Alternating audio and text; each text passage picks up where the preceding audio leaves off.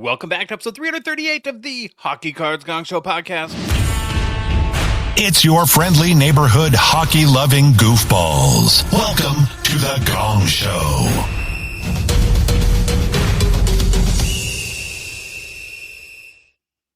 Hey, boys. What up? Hello. Let's Our go hockey team sucks, Phil. wild. Yeah, it sucks. It's brutal. I know what your you team's said. winning, so yeah, just rub it in our faces right now because we can't score a goal to save our lives. Oh, we had Plus, one it's on game. the power play. We had one game. We scored more than 3 goals. It's not that much better, but it's dog crap over here too. Don't worry. We had a birthday party for my son, like a big family here at the Madigan household. Had, I don't know, 40 people here. Wow. My son turns 20. He still gets a kid birthday party, so I guess lucky for him.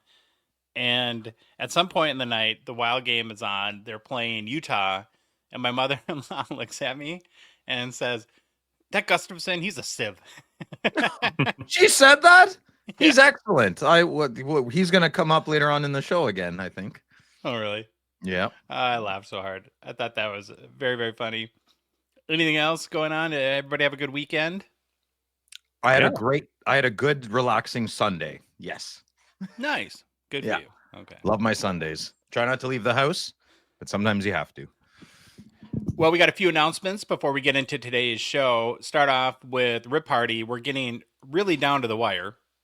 I'm getting nervous, but I shouldn't be because we're preparing around here for things to go completely haywire, like I'm sure they will because we're a total gong show. But we're about a week and a half away now. And if you're not familiar, Rip Party is our annual expo event. Well, annual now because this is Rip Party 2. And it'll go down Friday, November 7th at 8 p.m. We'll be streaming live on the Gongshow YouTube channel from Mint Inc. at the Fall Sport Card Expo. And here's the whole idea about Rip Party. It's giving back. We've partnered with a ton of hobby companies to, first of all, make the night possible. A bunch of collectors have donated what we now think will be well over 100 hobby boxes to give away. Man. And we'll be picking winners from the chat, opening those boxes live on the stream, and then sending, if you want a box, we'll be sending you the hits in the mail, and we'll be probably opening boxes for a good amount of time. Maybe all night long. We'll see. We can't stop. We won't stop. We got, I think, 1 or 2 more names added to the honor donors list. I know Eric Smith for sure just sent a box, 2425 SPA. I don't know, maybe a Mitchkov, Celebrini, Hudson. Future Watch Autos in there. That would be amazing. Thank you, Eric, for your donation. We really, really appreciate it. And I think I've said this a bunch of times now, but it's worth repeating that more than 80% of the hobby boxes donated have been donated by individual collectors. I think that is my favorite part now about this whole event. That it's not just companies stepping up, although they are, and we're very appreciative of it, but we have almost every day, right, between the 3 of us, people are reaching out and asking how they can donate boxes. Yeah, you can't. That blows me away. I can't thank everybody enough for doing that. And if you want to get in on the good feelings, the good feels, there's still time. You can call up Mint Inc. That's probably the easiest at this point. They will give you 10% off of your box. If you order online, you can use the promo code RIPPARTY. And then if you are ordering online, do in-store pickup, and they'll know by the promo code to set it aside for Rip Party, or obviously tell them that over the phone. But so if you feel the urge, please go ahead and do that. And then we just want to shout out again and continue to the official corporate sponsors of Rip Party, and the list is getting bigger and bigger, which is amazing. It's fun to see so many companies embrace what we're trying to do here. Is David Chow flying in for Rip Party or no? I don't think so, no. No? I'm bummed about that. Halfway across the world? We're not that important to David? Fine. Yeah. I want him to come from China and to come to our event. Jeez. Well, he wants us to go to China, but I will. But I do. Yeah, I know. Very, we very want to go. He's probably like, nah, I'm good here. Okay, now on to Reloaded. So our last show, we announced that the next iteration of Gongshow Reloaded will be a 100-box Fall Expo exclusive that will only be available at the show in Toronto at the AMG booth.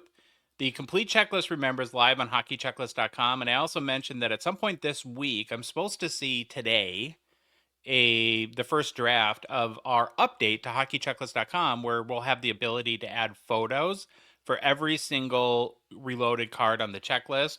And again, I have to reiterate for this edition, we had this idea after I took pictures of the cards and I only got 78 of the 100. So it'll be a partially complete list at this point. But then going forward, anytime we do a reloaded release, every card will have an image. So very, very happy about that. And I can't wait for the expo. I imagine I'll be hanging out at the AMG booth quite a bit, just watching people opening boxes. And hopefully they'll do it there. Because in Saskatoon, that was amazing. One more disclaimer: the contrary to popular assumption, the box does not glow in the dark. Oh yeah. Well, it's important. I would have thought it glowed in the dark. That would have been amazing. But it's okay. Next we can't time. do it all, right? No. And then, like I did mention too, we are working on a broader release of Reloaded for targeting early December for that. Just so if you aren't able to make it to the expo. Christmas themed, I would hope. Yeah. The hats glow in the dark, though. The hats glow in the dark, yes. We have stickers that glow in the dark. And the stickers are free, and the hats are much cheaper than the Gongshow Reloaded box, but buy both. There you go. Phil, you had a really good show on Friday night. Tell us about your guest, Rolf. It was a great show on Friday nights with Phil at 9 p.m. It was fantastic. Rolf, I found him on YouTube. When did I find him? Maybe about 3 weeks ago. He's HockeyTube 19. He's fantastic. He gave us like a whole plethora of things he has done in the past little while. He's a musician. He wrote a book. He just busted that out halfway through the interview. You got to go check him out. HockeyTube 19. His name's Rolf. He's awesome. He's quirky like us. He's very consistent on his releases. On Mondays, I believe, is vintage, and Wednesday is something else. I'm not sure. There was a lot of information. Something else. Yeah, there's a lot of information given. But we had a great time Friday night. Dave was there. We talked a lot about the Montreal Expos, which was fantastic. And it was very pleasant. So it was good. I am 100% going to find a brain doctor to analyze you and help us explain why, because I get the Maple Leafs thing much more than I do the whole Expos Blue Jays. Well, I can explain it. Well, I can tell you weren't watching Friday. So I grew up in Montreal till I was about 12. And my father used to drop me off at Olympic Stadium while he would go work taxi. So I have, for every one memory of the Montreal Forum I have 10 for Olympic Stadium. They play baseball almost every day, right? So every 2-3 days there's a home game. So I lived at Olympic Stadium. How am I supposed to move to Ottawa and then just start rooting for the Jays? I can't do it, man. And I don't hate the Jays. I'm happy everybody else is happy. I think it's great. The Jays do not feel like Canada's team to me. That's where probably the contention comes. People are like, what's wrong with Phil? There's nothing about Toronto that makes me feel Canadian. And they're only relevant once in a blue moon, like our Minnesota Twins are. So, I don't. I'm a Larry Walker fan. He's Canadian. Does anyone care about that? I don't know. I'm happy for the Jays. I'm just not paying attention. I'm happy for you guys. It's great. Okay. I was blown away at the whooping they put on the Dodgers the other night. Holy moly! Yeah, 1-1 now, right? I don't know. Did they win last night? I did. I think the Dodgers won last night. So okay. That first game though was like holy moly. Yeah, they spanked them, and I know that like our buddies Johnny Amendola and Grant, Phil Grant from GP Sports was at the Blue Jays game. Did you say was it Grant from GP Sports? Okay, stop. This is ridiculous. It makes me so happy. Okay, 2 more announcements, then we'll get started. So if you're a Canadian collector and there's any value to your PC, or you're a dealer that's often hauling around your inventory and you've not been protected by Enzo Ferrari and private collection insurance, then I think you're really rolling the dice. I hope nothing bad ever happens to your cards, but unfortunately, damage, fire, floods, theft can and does happen. And if it happens, you don't want to be left with nothing as a result. And don't think that, well, my homeowner's insurance will protect me, because as we've learned from Enzo, it's very, very limited in that sort of protection. Best advice is to go to privatecollectioninsurance.com, schedule a time to talk with Enzo and team at PCI, and just see what a policy might look like for you. There's zero obligation to that, and I think it's good to know Phil went last week, and we'll have a video soon that I cannot wait to see. That Well, covers his. there's let's put on the brakes a little bit. It's just me at a desk. It's not we're threading it into the podcast. It's not going to be a visual. But any insight into the cards you actually own is so I didn't show cards. Oh. But you had to talk about them though, right? Not really. It's not what you think. Yeah, I feel like we're going to disappoint a lot of the good listener. I'm sorry. It was that easy. I mean, it was. I didn't show my cards. I didn't talk about my cards. Yeah, I don't know. It's not what you think. I want the head doctor to examine like why you don't share what you own. Stop with the head doctor. There's so many things that I've got lined up. I brought about 60% of my most expensive cards, and I never had to show one. Really? Wow. It's not what I like. Yeah, it's not what you think. It's just kind of like on a good faith. This is what I have. You're willing to pay the policy. We'll insure you on what you said. Okay. It's very different. Well, you're willing to demystify. You're going to demystify the process then. So that's good too.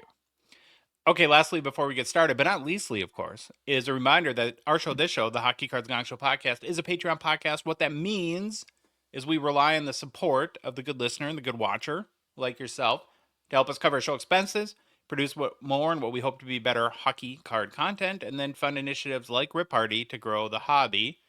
You can support us for as little as $5, $5 US a month. Be one of the first 999 supporters of our show. Our community coined it the Future Watch Gongers. You get access to our Discord, all the stuff we do from fantasy hockey, 5K challenges. We didn't have time to do it, and this is how awesome the community is. Evan is bringing it back.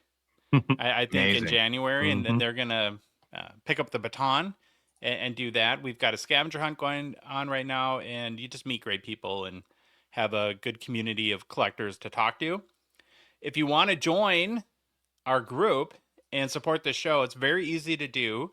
You can go to our website, hockeycardsgongshow.com, click on the Become a Patron link at the top of the page.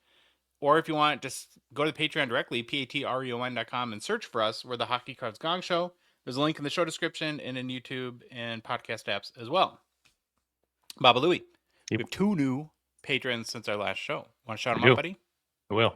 First one up is M Covey 87. So I don't want to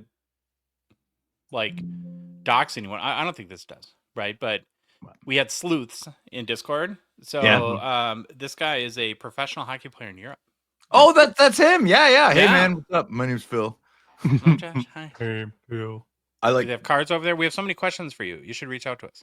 Yeah, you should. Yeah. We're very interested. I love Europe. Who doesn't love Europe? Yeah. And then let's not forget JMac 941. How many JMacs do we have? Is there a cool name? Oh. Yeah, it is. Like T-Bone. If you've got a friend nicknamed JMac, you're 100% he's cool. Right? Probably. I mean, it's one you can't be not cool. And it's got to go like, "What's up, J-Mac?" And then yes, dab, yeah, yes. Bring back J-Mac, the handshake. I like that. I'm a fan Okay. of the handshake. I don't like dabs. Do you guys like dabs? I can't get the dab right. I broke my hand twice. Like my pinky like tickles the guy's palm in involuntarily. It's very awkward. I like to lock pinkies. I thought it was Nux. Yeah, Nux is good. Well, COVID I thought really. This was the dab.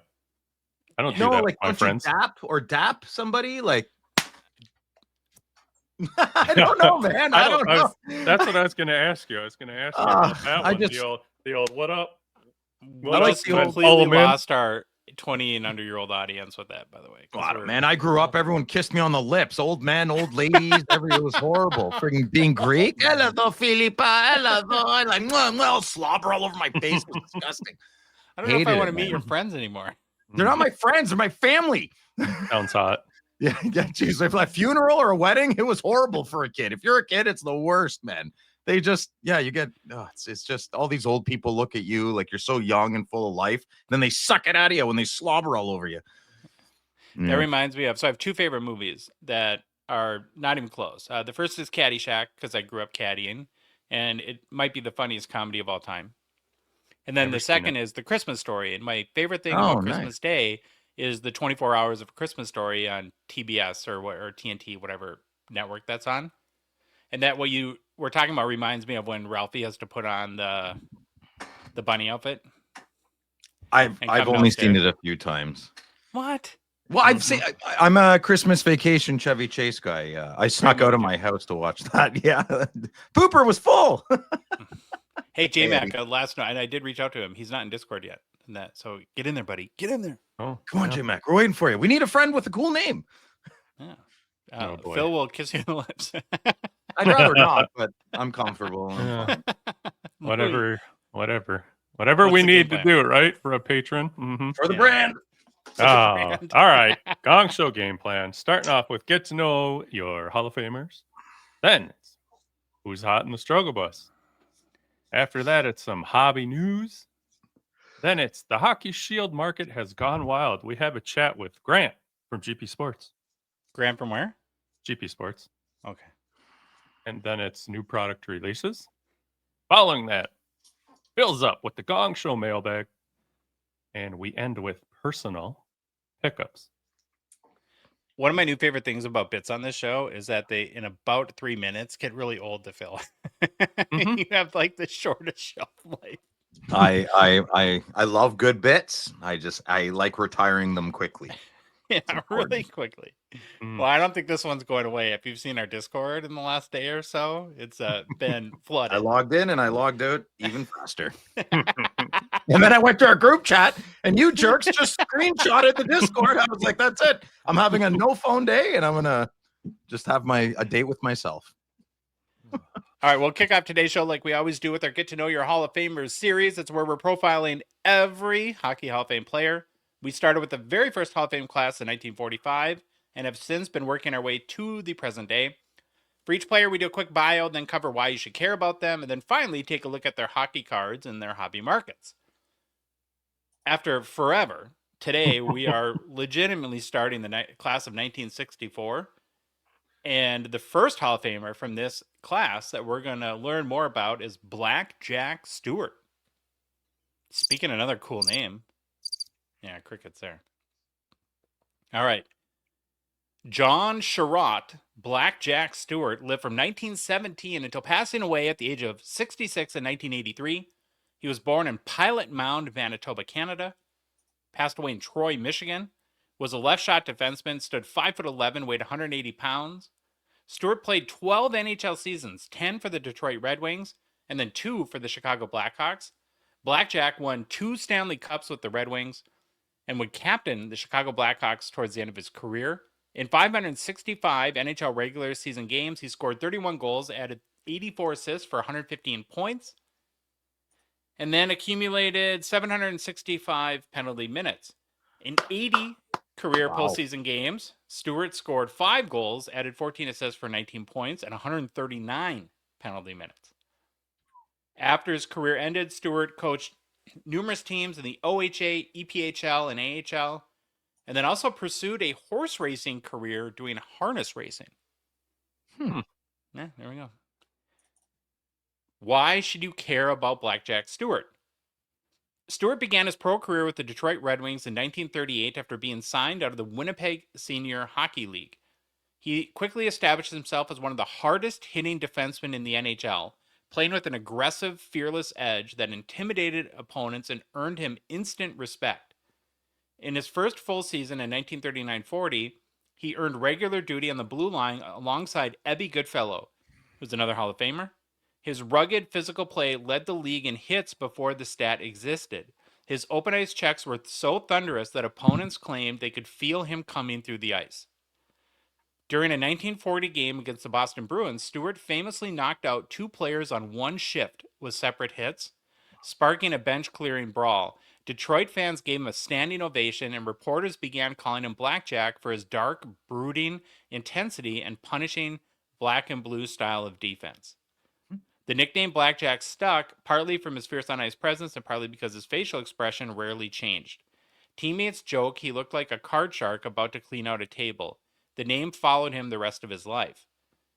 In the 1941-42 season, Stewart played a pivotal role in leading Detroit to the Stanley Cup Final, where the Red Wings lost to the Toronto Maple Leafs after blowing a 3-0 series lead. Despite the loss, Stewart's physical dominance over Toronto forwards became legendary. He was widely regarded as the toughest defenseman in the league. During the 1942-43 season, Stewart hit his peak, anchoring Detroit's defense and helping them win the Stanley Cup.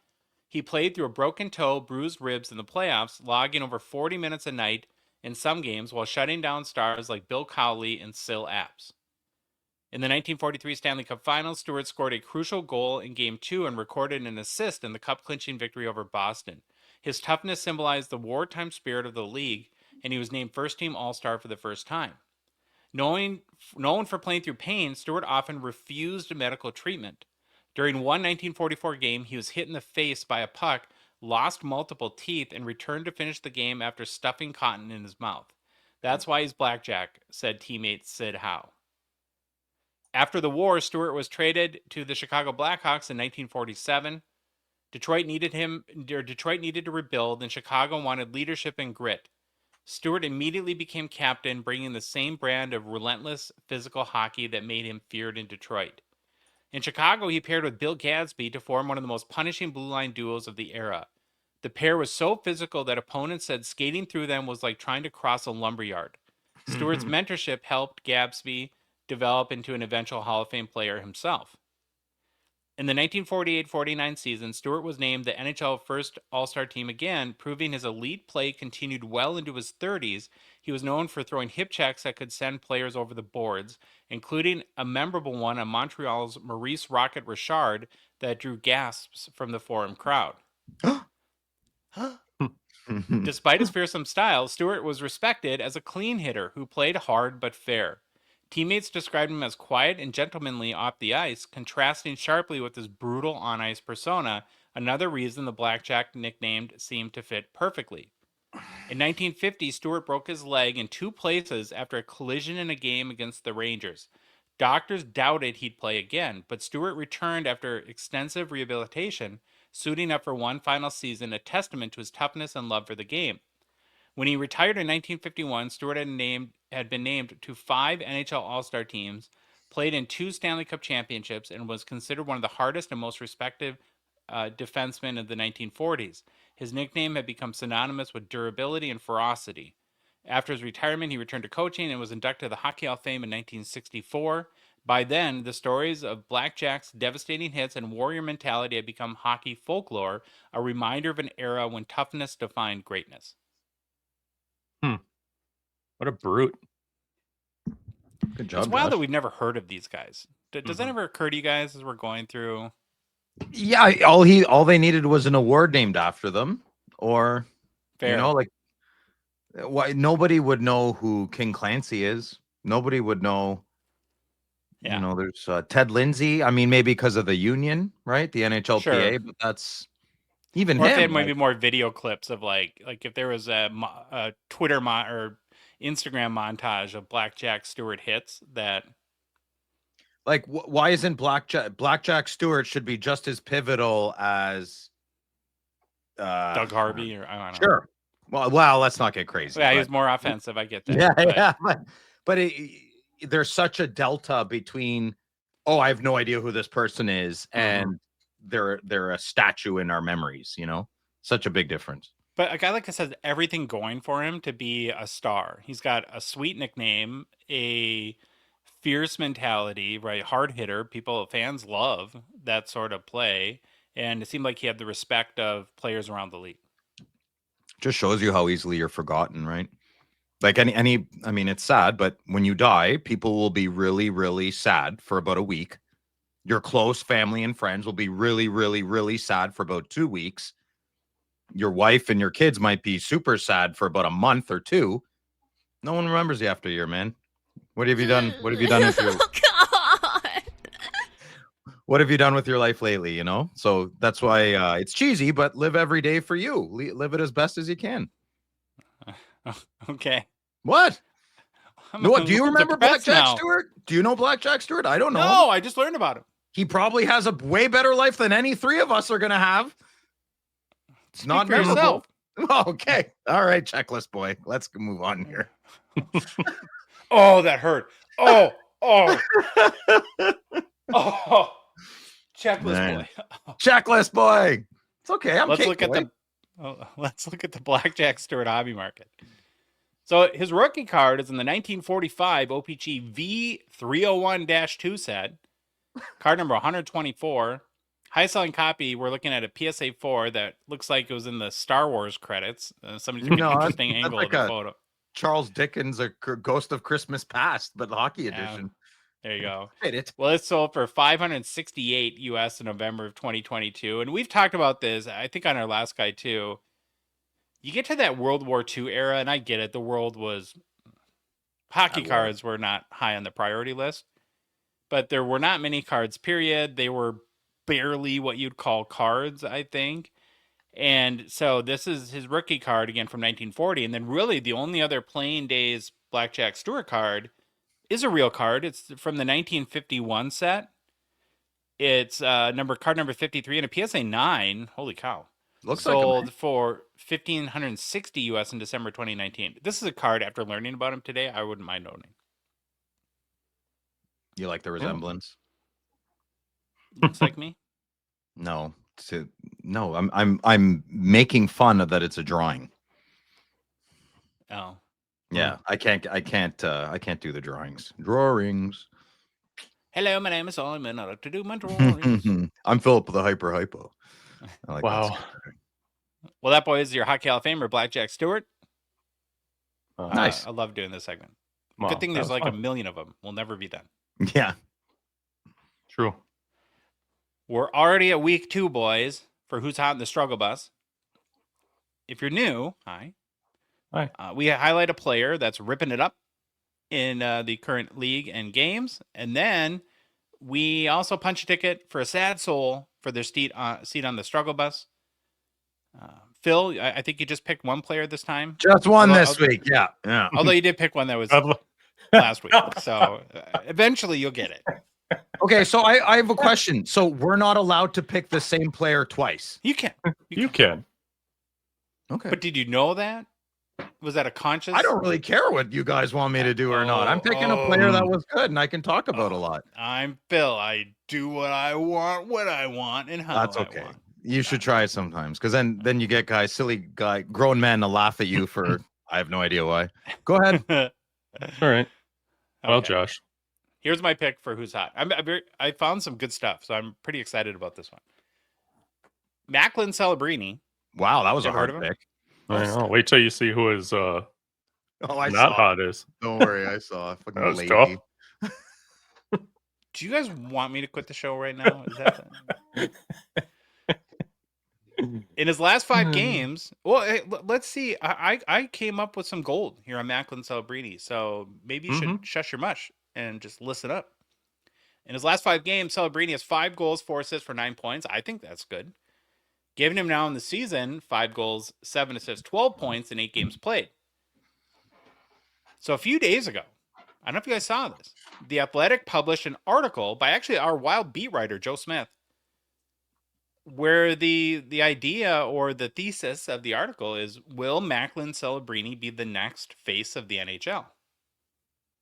Wow, that's a provocative statement.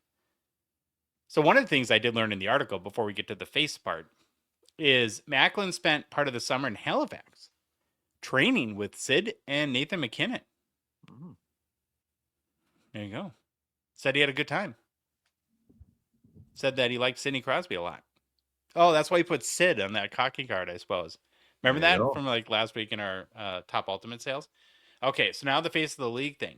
So this past summer, The Athletic polled current NHL stars and asked them which young player is most likely to be the next face of the league. So I think like players like 22 and under.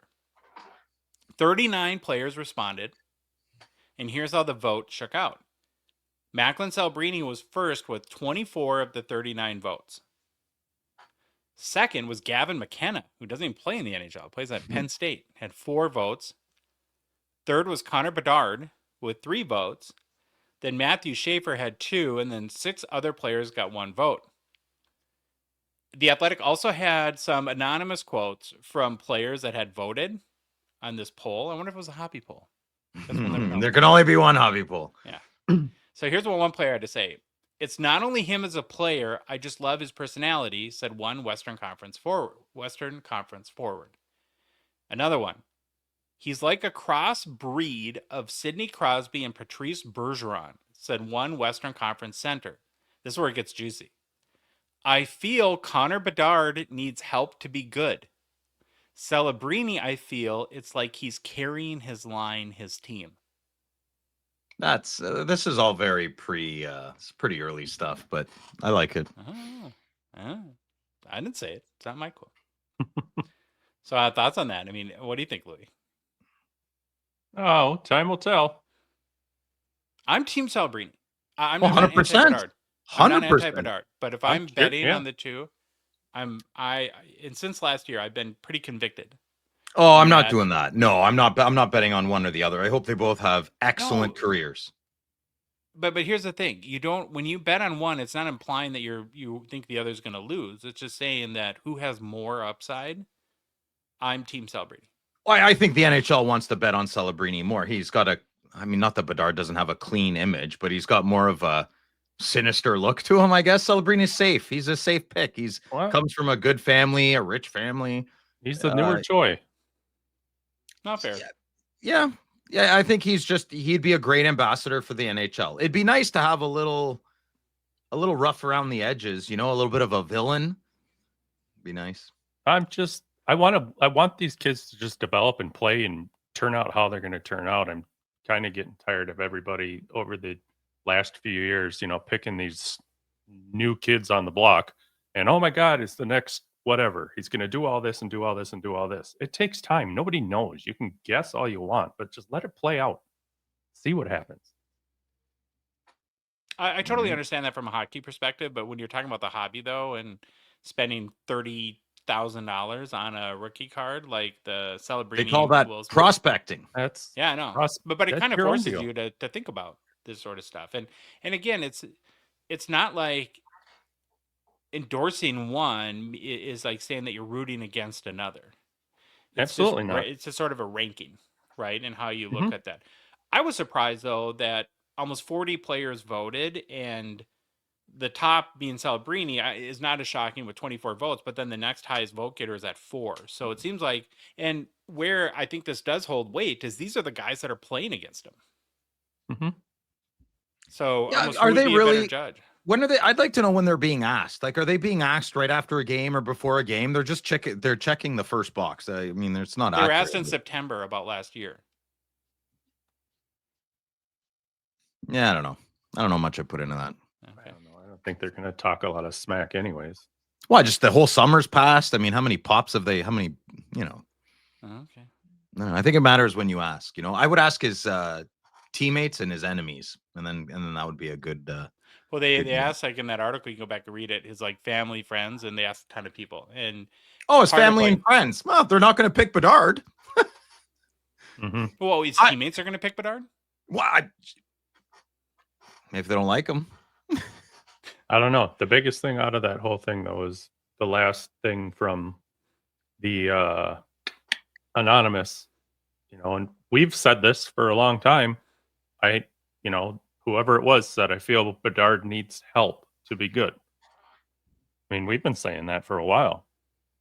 I don't know if I'm in the group of Celebrini is carrying his line, his team. That's these guys are thinking that he's going to be the face of the league. Like once Connor McDavid is gone.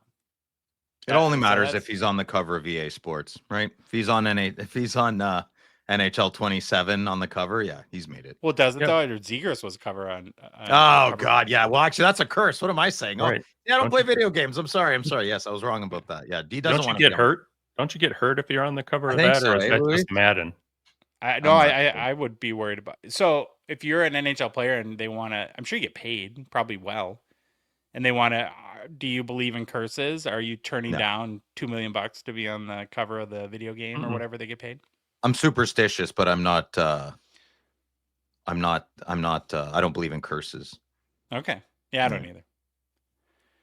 Okay, Macklin Celebrini is a 24-25 Young Guns. PSA 10 pop has 1,253.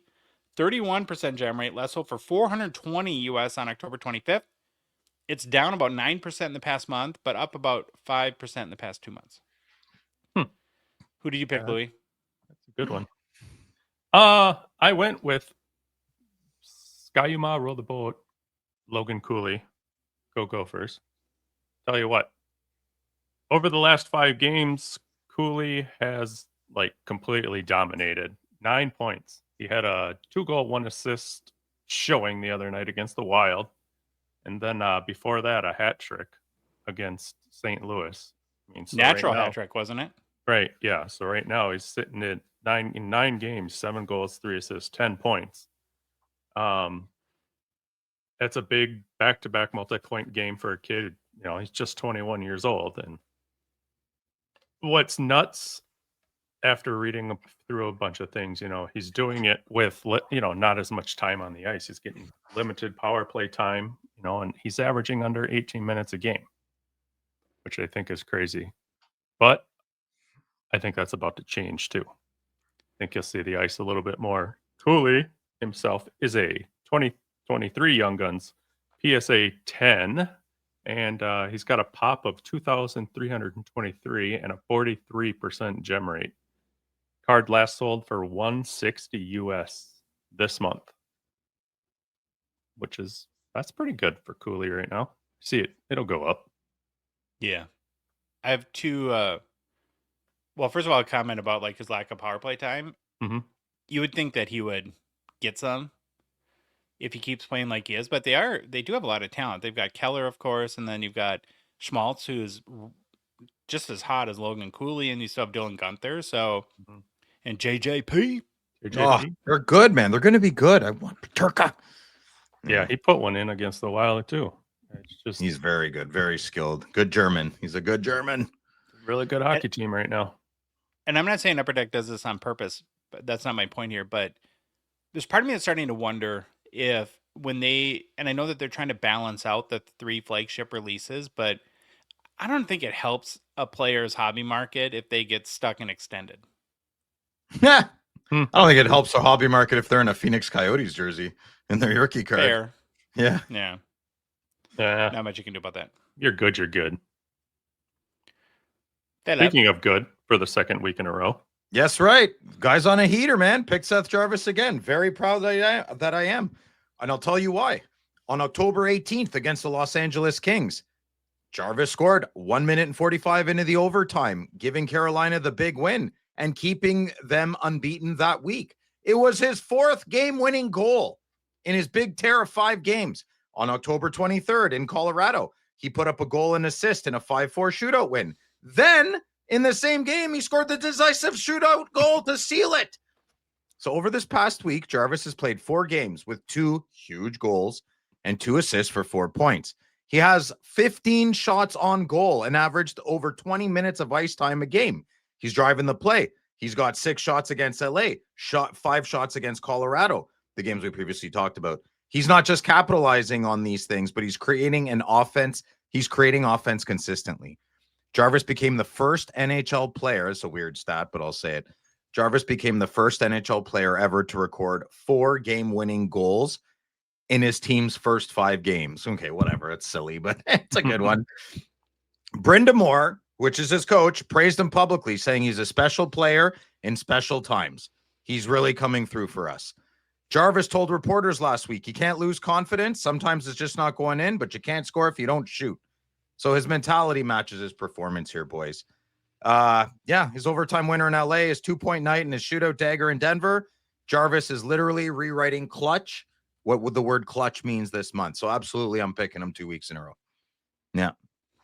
He's a beauty. There you go. Oh, I don't know. Louis, thank you. His card stuff. Yeah. So he's a 2021 Young Gun. His PSA 10 last sold for $62 in September. Mm-hmm. How he's going to do in the playoffs, I don't know, but he's really good in the regular season.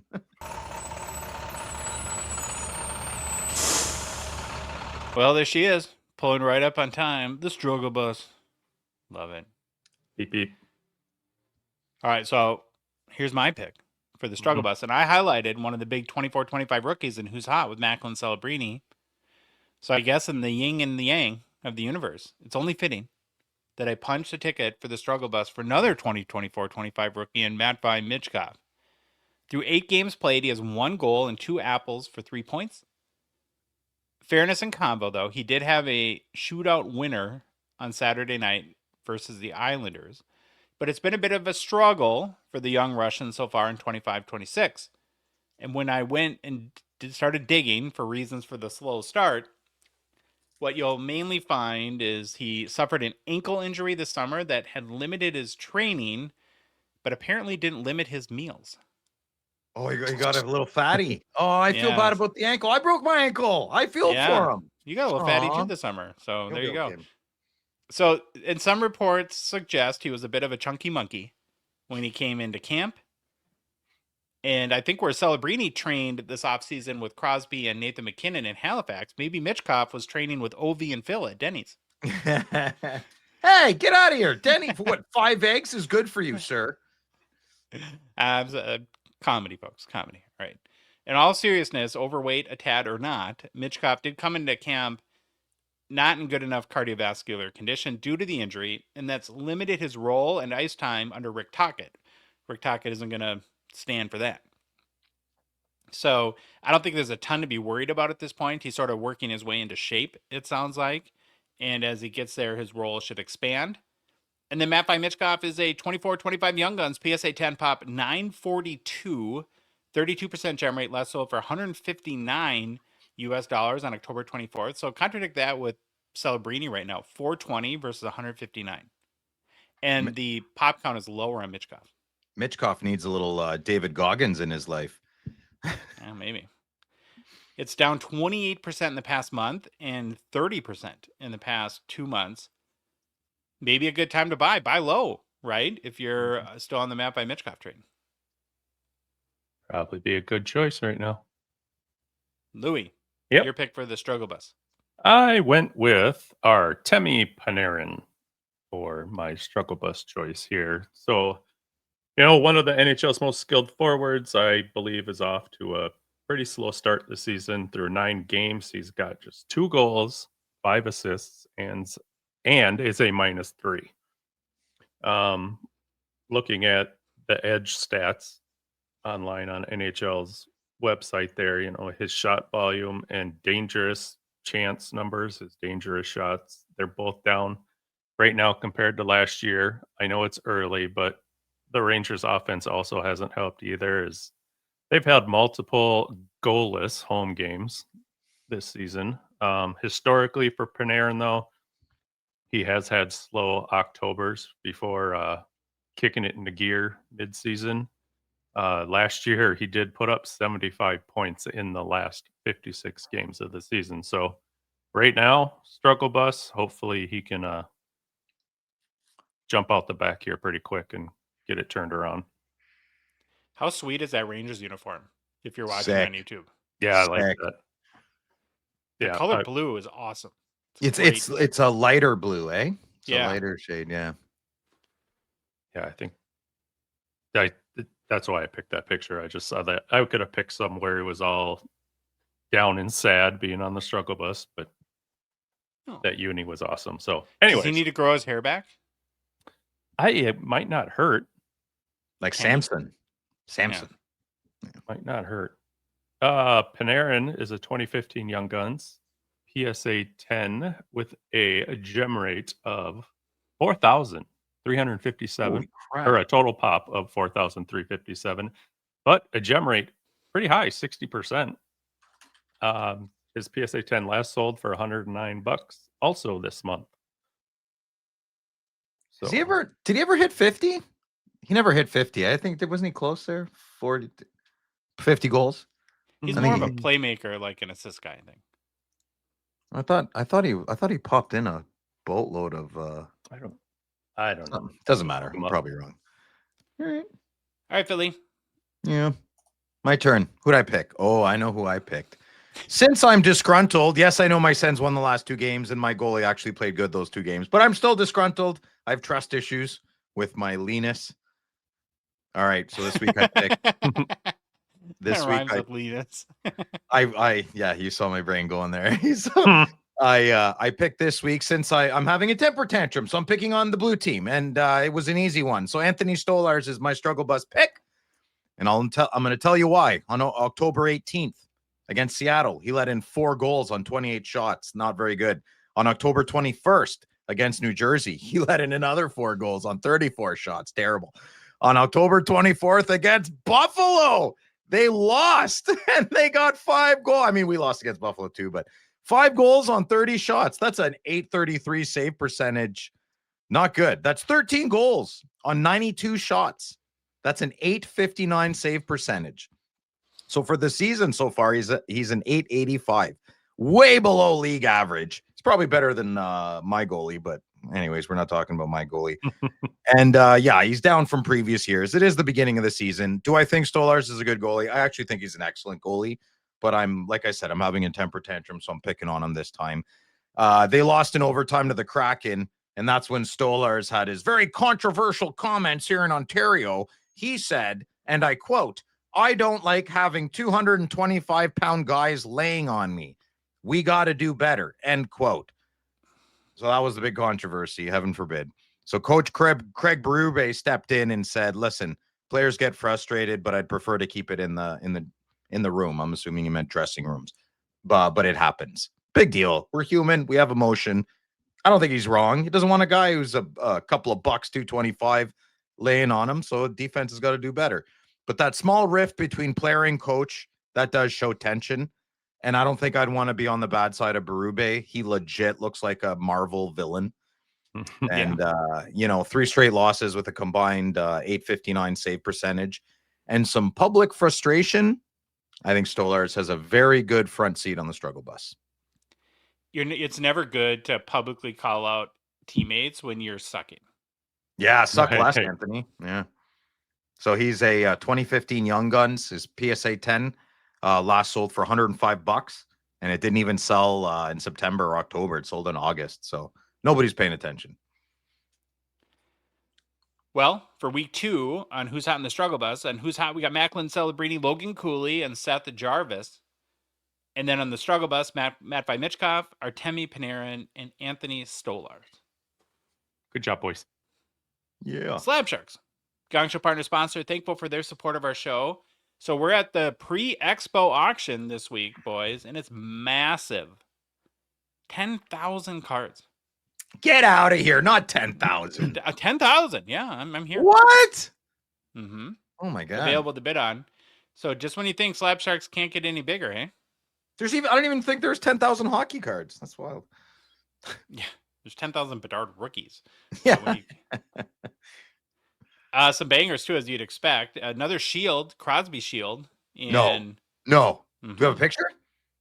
What's on Slab Sharks? It's a all-star skills competition Shield. Go on. But I mean, the Shield Mania. We'll talk to Grant Paterson from GP Sports later, and we'll get the lowdown on all that. Well, if you're not using Slab Sharks to sell your hockey cards, I think you're missing out. The reason why they are absolutely crushing it is they have the biggest weekly hockey auction. So it's where you honestly want your cards when it's time to sell. The biggest auction gets the most potential eyeballs on your cards, and that's a good thing. Then, just as important, they make your life easy peasy lemon squeezy. You just ship them the cards, and then you're done. Nothing else to do but watch the auction and wait to get paid. And if you're a U.S. collector, we've partnered with Slab Sharks to make the Gongshow the official submission center. So you just got to send the cards in to us, and then we get them to the auction. There's no worry about the hassle and expense of shipping internationally, which we all know sucks. And for complete consignment information, including payout rates, head to slabsharks.com. Get the submission process started today. Hobby news! Hobby news. Gathered information presented to you. There we go. Yeah. Wasn't a lot, but I did find one very important and good story. Nikita Kucherov, Cooch, got to 1,000 points on Saturday night. Big milestone. The Tampa Bay Lightning forward reached the new milestone, recording his 1,000th regular season point. He's the 101st NHL player to get to 1,000 points, and joins Stammer as the only other Lightning player to do so.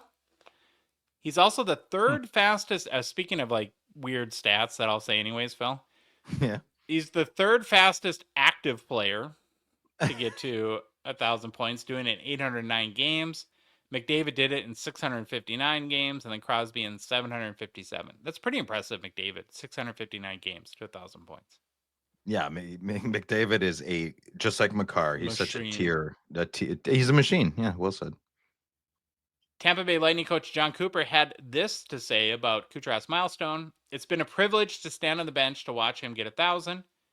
It seems like just yesterday he was starting in the league. He's a special, special player, and he's going to go down as one of the greatest, if not the greatest player to play in this organization. Oh, shots fired at Stamkos.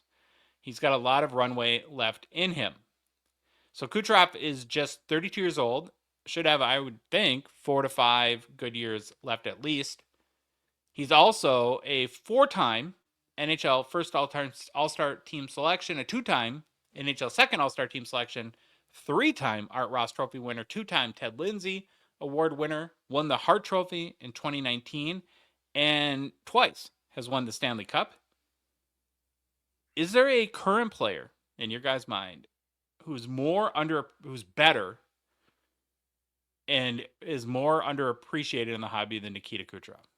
No, I'd say Barkov would be his number 2. Eichel, maybe you could put on that list. Eichel. That's a really good. That's lately though. That's the last couple. Yeah. Eichel, I think, is well said. That was a very good one. Yeah, he's a big kid. Rantanen maybe, but I think Kucherov is, when we talk about, he's number 1. Like the Nobody Cares Hall of Fame, he's like a lock right now for that. Yeah. Eichel's more like Ron Francis. Like, yeah, okay, he's good, but move aside. All right. Nikita Kucherov is a 2013 Young Guns PSA 10 pop 564, 53% gem rate. Last sold for $400 on October 20th. Down 12% in the past month. Down 28% in the past 6 months. Check this out. The 52-week high, $893. The 52-week low, $400. This is the 52-week low sale. So if you're a Cooch guy, go ahead, pick one up. Now's the time. You know what? If let's say when he retires, let's say he got a job in media and he was funny and very well liked, his cards would skyrocket. Like a Hank Lundqvist effect? Yeah, exactly. Mm-hmm. Or Bizanet, like they sucked. Like Whitney sucked, Biz sucked. But their cards are, they fetch a decent premium. If Kucherov, well, it doesn't really work for Messier. I don't know. He's kind of, I don't know why, but I think if Kucherov was like a funny Russian that didn't give a poop, after, like, I don't know, I would have done better. Yeah. If he gets a more popular after the fact, all it would take was a new generation of kids to look at some point totals, some NHL stats. He'll be the Wade Boggs of the NHL, Mm-hmm. I agree. I had to go back and look because I completely forgot that, when you said he was the second one to Stamkos to get 1,000 points, I'm like, St. Louis got to be there. And he was, but he's got like 1,033 total points, and he ended up doing that in his last season with the Rangers. I forgot he was there for 2 years. They're writing Stammer out of Tampa Bay history. Kind of, yeah. Yeah, no kidding. Hey, he never played here. Interesting quote in that regard by Cooper there.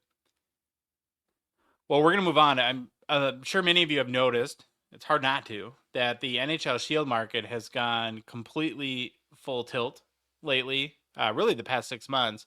But there's been some bonkers sales in the past week. And so we had to put out an APB to Grant Paterson from GP Sports to help us understand what's going on and make sense of where we had the Celebrini and Will Smith tandem rookie shield patch cards sold for $30,000 US. Then on Friday night, the Louis lost his mind because the Mike Modano shield from 24-25 Ultimate sold for $9,100 US, by 4 times the highest publicly selling Mike Modano card ever. Not just shield, any card for Mike Modano. So again, we had a resident shield expert, Grant, from GP Sports, on the show to help us break down and understand what the heck is going on. We're going to welcome back to the Hockey Cards Gongshow podcast, Grant Paterson from GP Sports. Hi, Grant. Hi, Grant. How's it going, guys? Have you caught on to, Phil is now going bonkers anytime says Grant Paterson from GP Sports. He just likes you to be Grant. Yeah. So he's losing his mind, and now everyone's kind of egging him along. So I might get you a T-shirt for the expo that says Grant from GP Sports, just to drive him crazy a little bit. He's cutting down trees today, so Oh, can't be nice. here, but sends his love Let's go. in regards. So we put out an APB for Grant this morning because after last night when we had the Madonna Shield sell for 9,100 US on eBay, and on the heels of a few days earlier in the Slab Sharks auction, the ultimate rookie tandem shield, the Macklin Celebrini and Will Smith out of 2 no auto sell for over 30,000 US dollars.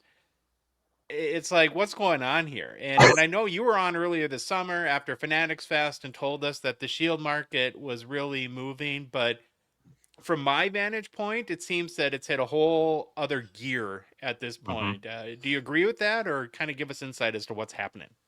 Yeah, this week has specifically this week has taken a huge uptick. Like that dual shield was like probably the top 2 craziest sales for hockey I've ever seen.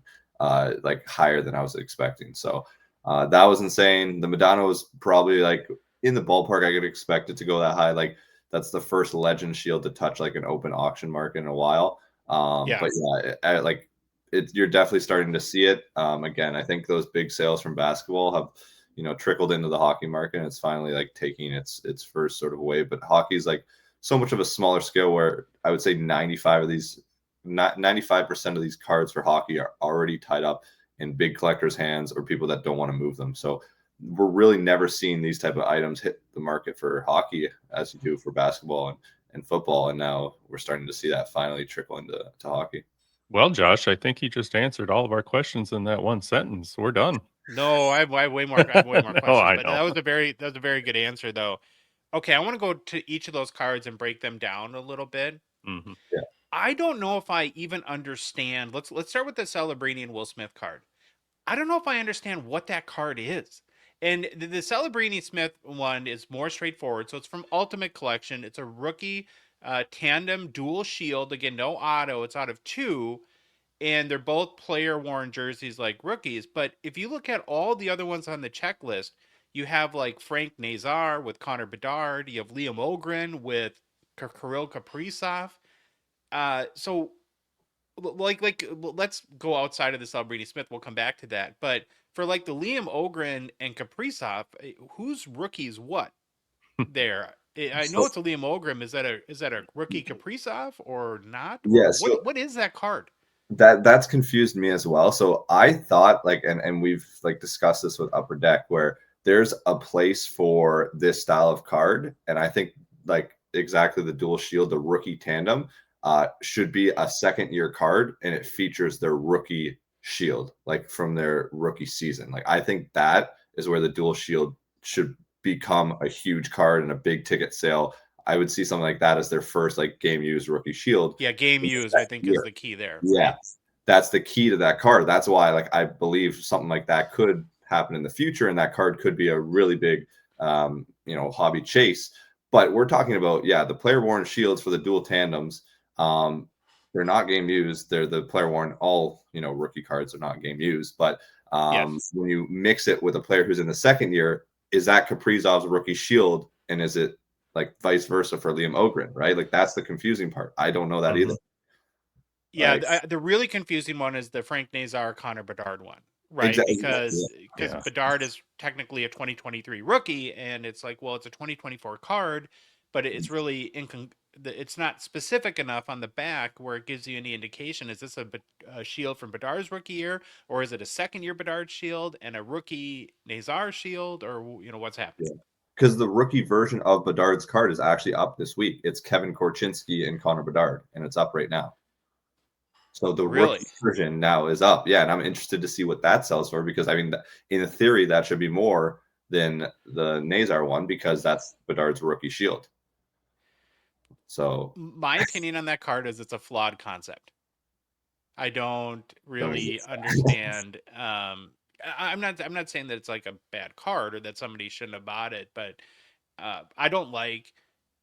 I'll put it this way: if I'm spending $30,000 on that, I don't want ambiguity around Mhm. what is this.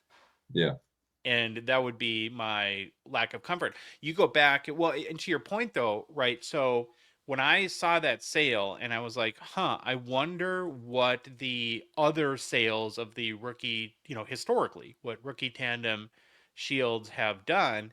And I guess to even confuse it more, I think that the prior highest sale was a McDavid Draisaitl from 2017, which was neither of those players' rookie year. Mm-hmm.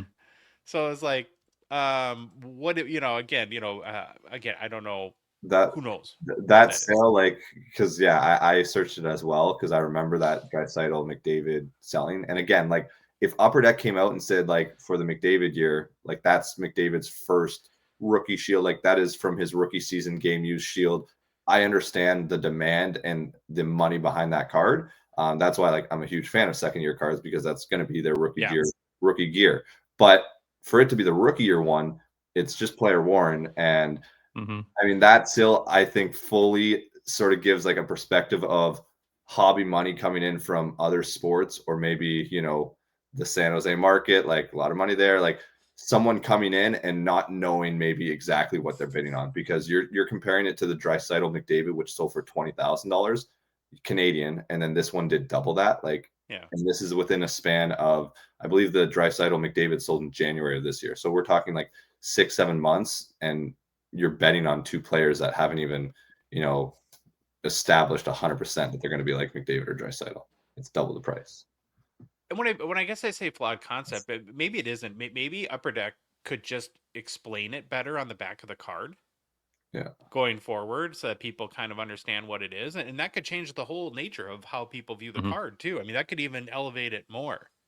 Well, that's Yeah. the main issue with the whole card, though, is what we're trying to dial in is because you got Nazar or however and Bedard on the same card, and it says rookie, and they're two different rookie years. So that's why, like Josh, you feel like you need some explanation on the card somewhere saying what you really have. Yeah, if you're gonna get, Mm-hmm. if these are gonna be worth 50 grand or something like that someday, I think that you do need that. And as an aside, I really wish Frank Nazar's name was Nazar, because I would Mm-hmm. much prefer to say Nazar, but I always do that wrong. I know. Okay, let's go to the Madonna. So here's my read on this whole Madonna card.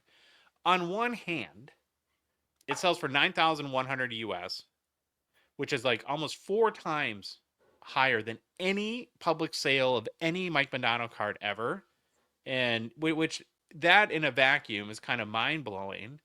But if you kind of dig into it, though, it's really the first quote unquote real Upper Deck Shield card that seems to have ever sold publicly. So if you're trying to explain or wrap your head around this $9,100 price, is it more the Shield market going bananas, or is it more that this is like the first, if you're a Madonna guy, this is kind of the first publicly available? There's a Panini Dominion, which is a fine card. There's some like Yes. Leaf Shield cards, which Yeah. are like sort of cards, right? But it seems like this is the first, like, between like Ultimate or the Cup Shield, that I could find that sold publicly. Yeah. So like this is exactly my market. Hall of Fame shields, what I've been collecting since like 2015. So I know it really well. Madonna has like a lot of super collectors in Dallas in general. The fan base has some big pocket collectors. So that probably played a big factor into it. But yeah, like you said, like none of these have serviced on open market. Typically, they'll show up in Facebook groups and people will say, hey, here's the price that I'm looking for. And it'll sit there and then someone will scoop it up. So like they've been available. I've picked up a few of his shields throughout the years, but this also inducing with the hype of the shields was definitely probably like a super collector or an investor that wanted to really badly have a Madonna card because it was a huge sale. But That's like personally, I think the market on those type of cards should be where it ended at, because I always look from the perspective of someone who opens up cases and boxes, and we're talking like these Hall of Famer shields surface once every 5 years for these players, and that's like their grail chase, right? So, and you're opening up a case that's worth near the cost of that card. Like, so Okay, yeah, I guess from I that always perspective. Yeah.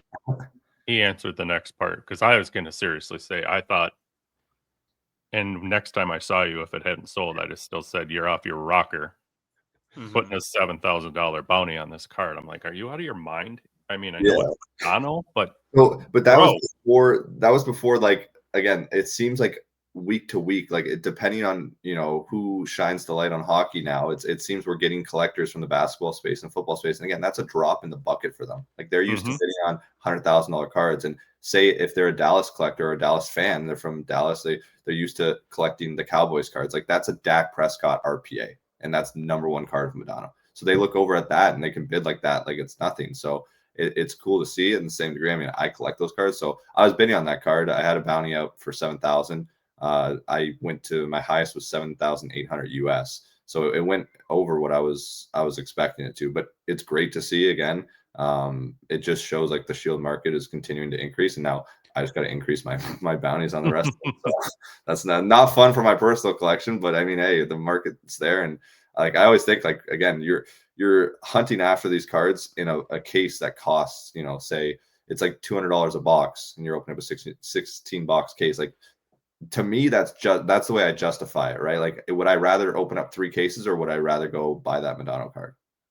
Like, Okay, right. that's always I haven't thought of it that way, but I think that's an interesting way to look at it. So, well, okay, on the Madonna thing too, as Louis was, as a Madonna collector, as he was losing his mind this morning over the sale, I was trying to think of, well, who's the basketball equivalent to Mike Modano? And this is a very subjective sort of exercise, but I thought, well, maybe like a John Stockton, right? I mean, Mike Modano is not Mario Lemieux, but he's still a legendary Hall of Fame player who's got a lot of respect and definitely a strong PC community. And you look at like Stockton, Logo Man, I think he's had a Logo Man that sold for 26,000 US or something like that. So maybe in the context of a third of the price basically for a hockey card, that maybe it does make sense in that regard. Yeah, like I have a hard time comparing. Again, I'm not in the basketball space as much, so I have a hard time comparing it to the basketball market. But so for someone like Madonna, like I would say the best way to depict a player and the demand for that card is, when I think of a team, who do I think of for that team? Like, when I think of the Dallas Stars, I think of Madonna. Like, that's why there's such a huge demand on it. Has to be the top tier player of that franchise, or in the Hall of Fame aspect. So when I always think of like a Dallas fan, like a super collector, like that's the number one guy I go to, and that's his best card. So You don't think of the North Stars? Rude. Schrader.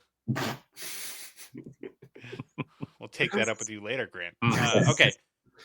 Can we get back to the bounty thing? So when you set these bounties, is that a business reason, a personal reason, a little bit of both?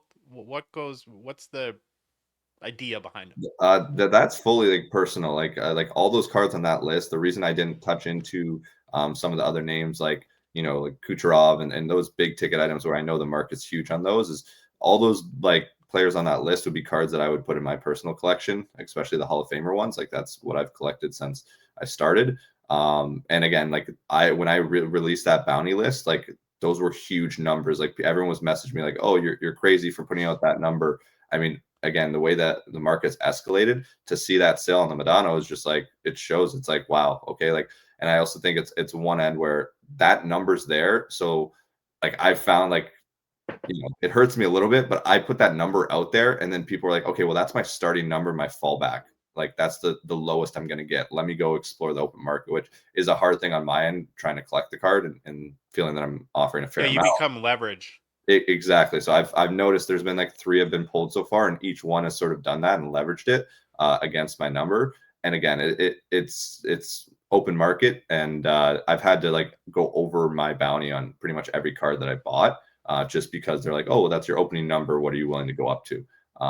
So that's like example, like the Madonna there, like that one. I was trying to work with the customer, and he was like, I just want to test the open market. I'm like, fully go for it. Like, again, set the market, and now we know what the standard is, so now we can base it off that public sale, which is great. Well, I think it's actually smart of you to do that, and I mean this in the right way. So before I say it, just understand that. I think it does help your business too, and that's okay. You're in, it's like Oh yeah. sometimes people are like, "Oh, a hobby business shouldn't make money." It's like, well, what business on earth shouldn't make money? I mean, let's not pretend that this podcast is a business. We try to make money. Sorry, if that's offensive to anyone, but I have kids in college and a house and stuff like that. So just like I find it funny, like when people think that like hobby business shouldn't make money. It's like, well, I kind of want to say, well, do you think your company shouldn't give you a paycheck for your job? Yeah. Would that be cool in that regard? But and so it does. I think definitely if you're doing like ultimate breaks, so you're trying to sell cases, it does kind of give people that aspirational chase too. And so, I guess it's a benefit that if you really want these cards for your PC, and it can have multiple benefits in that regard. Yeah, like from that end, like again, it's great. Like I love making the promos and stuff like that. I always think like from my end, like because we do the break bounty where if you hit a rookie shield auto in our ultimate break, like you get $5,000, and we don't even keep the card. Like you get to keep the card, and it's just a free $5,000. Like that's our promotional side of like our bounties, where those are the ones are for marketing and helping us, Sure. break the product. These bounties that I put out are more so like in general, like, and I'm going to continue to do this. Like the money I make from this industry, I'm putting back in every single dollar. So like those are my PC cards. I'm willing to pay a premium. Like those numbers when I originally released that list were like, again, I got people messaging me like, you're crazy. And like, I want that. Like those bounties aren't made for me to go flip that card. Like those are for like, okay, everyone chase after these cards. Let's make it awesome. And, that's a new number that we can go chase after that card. And I'm happy with that, putting in my collection at, because, John Leclerc, which Mitch ripped on me for 4 hours saying that my John Leclerc number at $5,000 was the most absurd thing that he's ever seen. And like, I have a John Leclerc shield. So I was like, okay, I compare them. And I'm like, okay, maybe that is a $2,000 or $3,000 card, but now someone's hunting after the Flyers looking for that card. And if they hit it, they're like, wow, we just hit a monster. So, Well, and when it comes to 101s, you have to compete, and you have to more often, if it's a desired 101, there's been a lot of kind of filler 101s, if that's the kind way to put it, over the last few years. And I think Upper Deck is pulling away from that. But if it's a shield, I don't swim in the, Louis and I are in the kiddie pool when in the hobby. We have our little floaties on our arms, and we splash and tickle and giggle at each other. But the cards that I really like, I'm willing to overpay for them. It's like, well, I'm a big 2016 O-Pee-Chee guy, and a good condition Ovi you might see once every 4 years. And if a guy's asking for double what the last sale was, it's like, well, do I wait another 4 years, or do I just buy the dang card, right? I mean, that's sometimes like when you're into rare stuff, that's the position that you get put in a little bit. Okay, on the Gretzky, how did you come to 225,000 on that one? Kind of interested in your equation there. So that assessment was based off what I moved my Gretzky for. And we just a little bit under that. The market's gone up on it. And I said in my videos promoting it, like that's not the highest number. Like it is going to go higher than that. But that's like a starting point. But yeah, that card it's one of those things where we've seen the last one surface in 2017, I think, or 2020 it was. But there's only been 2 in the last like 10 years. So that's another card where very scarce, never really hits market. The last time it hit market, it went for around that number, but that was like peak COVID. So the market dropped like crazy, and now it's back up. So it's just a starting point, and we'll see sort of whenever that gets pulled. I think you guys will see like it's going to be a crazy number what it actually goes for. So we'll see. What makes that card special in particular? Is it just the rarity that they don't show up very often? Is it his first Ranger shield, or is there anything noteworthy about it? It's just, again, like it's the factor that Gretzky only has, I believe, like 12 to 13 solo shield autos. So if you're a Grail hunter, most of those collectors who are in that space for that much are hunting after the best of the best. And there's only 12 collectors who are going to get to own one of those. So that's what really makes the market so crazy on those. And again, like when I collected, like when I picked up my Gretzky Shield in 2019, it was like 15 grand. Like the market on these things of just, it's insane. But like, yeah, that's probably what drives it, is those Grail hunters that want a very scarce card, and that's the GOAT. So makes sense. Do you regret selling your Gretzky Shield now a few months later, given where everything's going? For the market, yes, that was like a little painful because mine was cup, so it's a little different. But the way I look at it is I got a Lemieux Shield the day after, so like I use those funds to also buy players that I much rather have and collect. So happy with the decision, but like yeah, hindsight 2020 probably would have held on like just a couple months later, and then I would have been very happy. So are you coming out and officially saying you hate Wayne Gretzky? Is that what we're doing? Is this Mm. breaking? Do I need to hit the No, breaking news sounder? Okay. All right. but Not as much as Check, Josh check. hates Connor Bedard or I hate everybody. I'll say everybody. that's Connor McDavid's the word name I'm trying to get out. Yeah. Okay. Yeah, Lemieux and Gretzky can't go wrong. Either one. Penguins fan. I'm biased though. So Unless you're Okay. Phil. Yeah. Ouch. Got you there. The I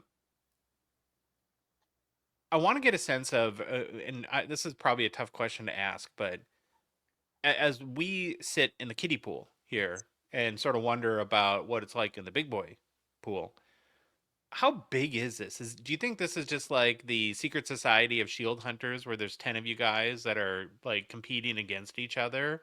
Or is it a lot more people than we think that are starting to get interested in these cards that have the means to purchase them?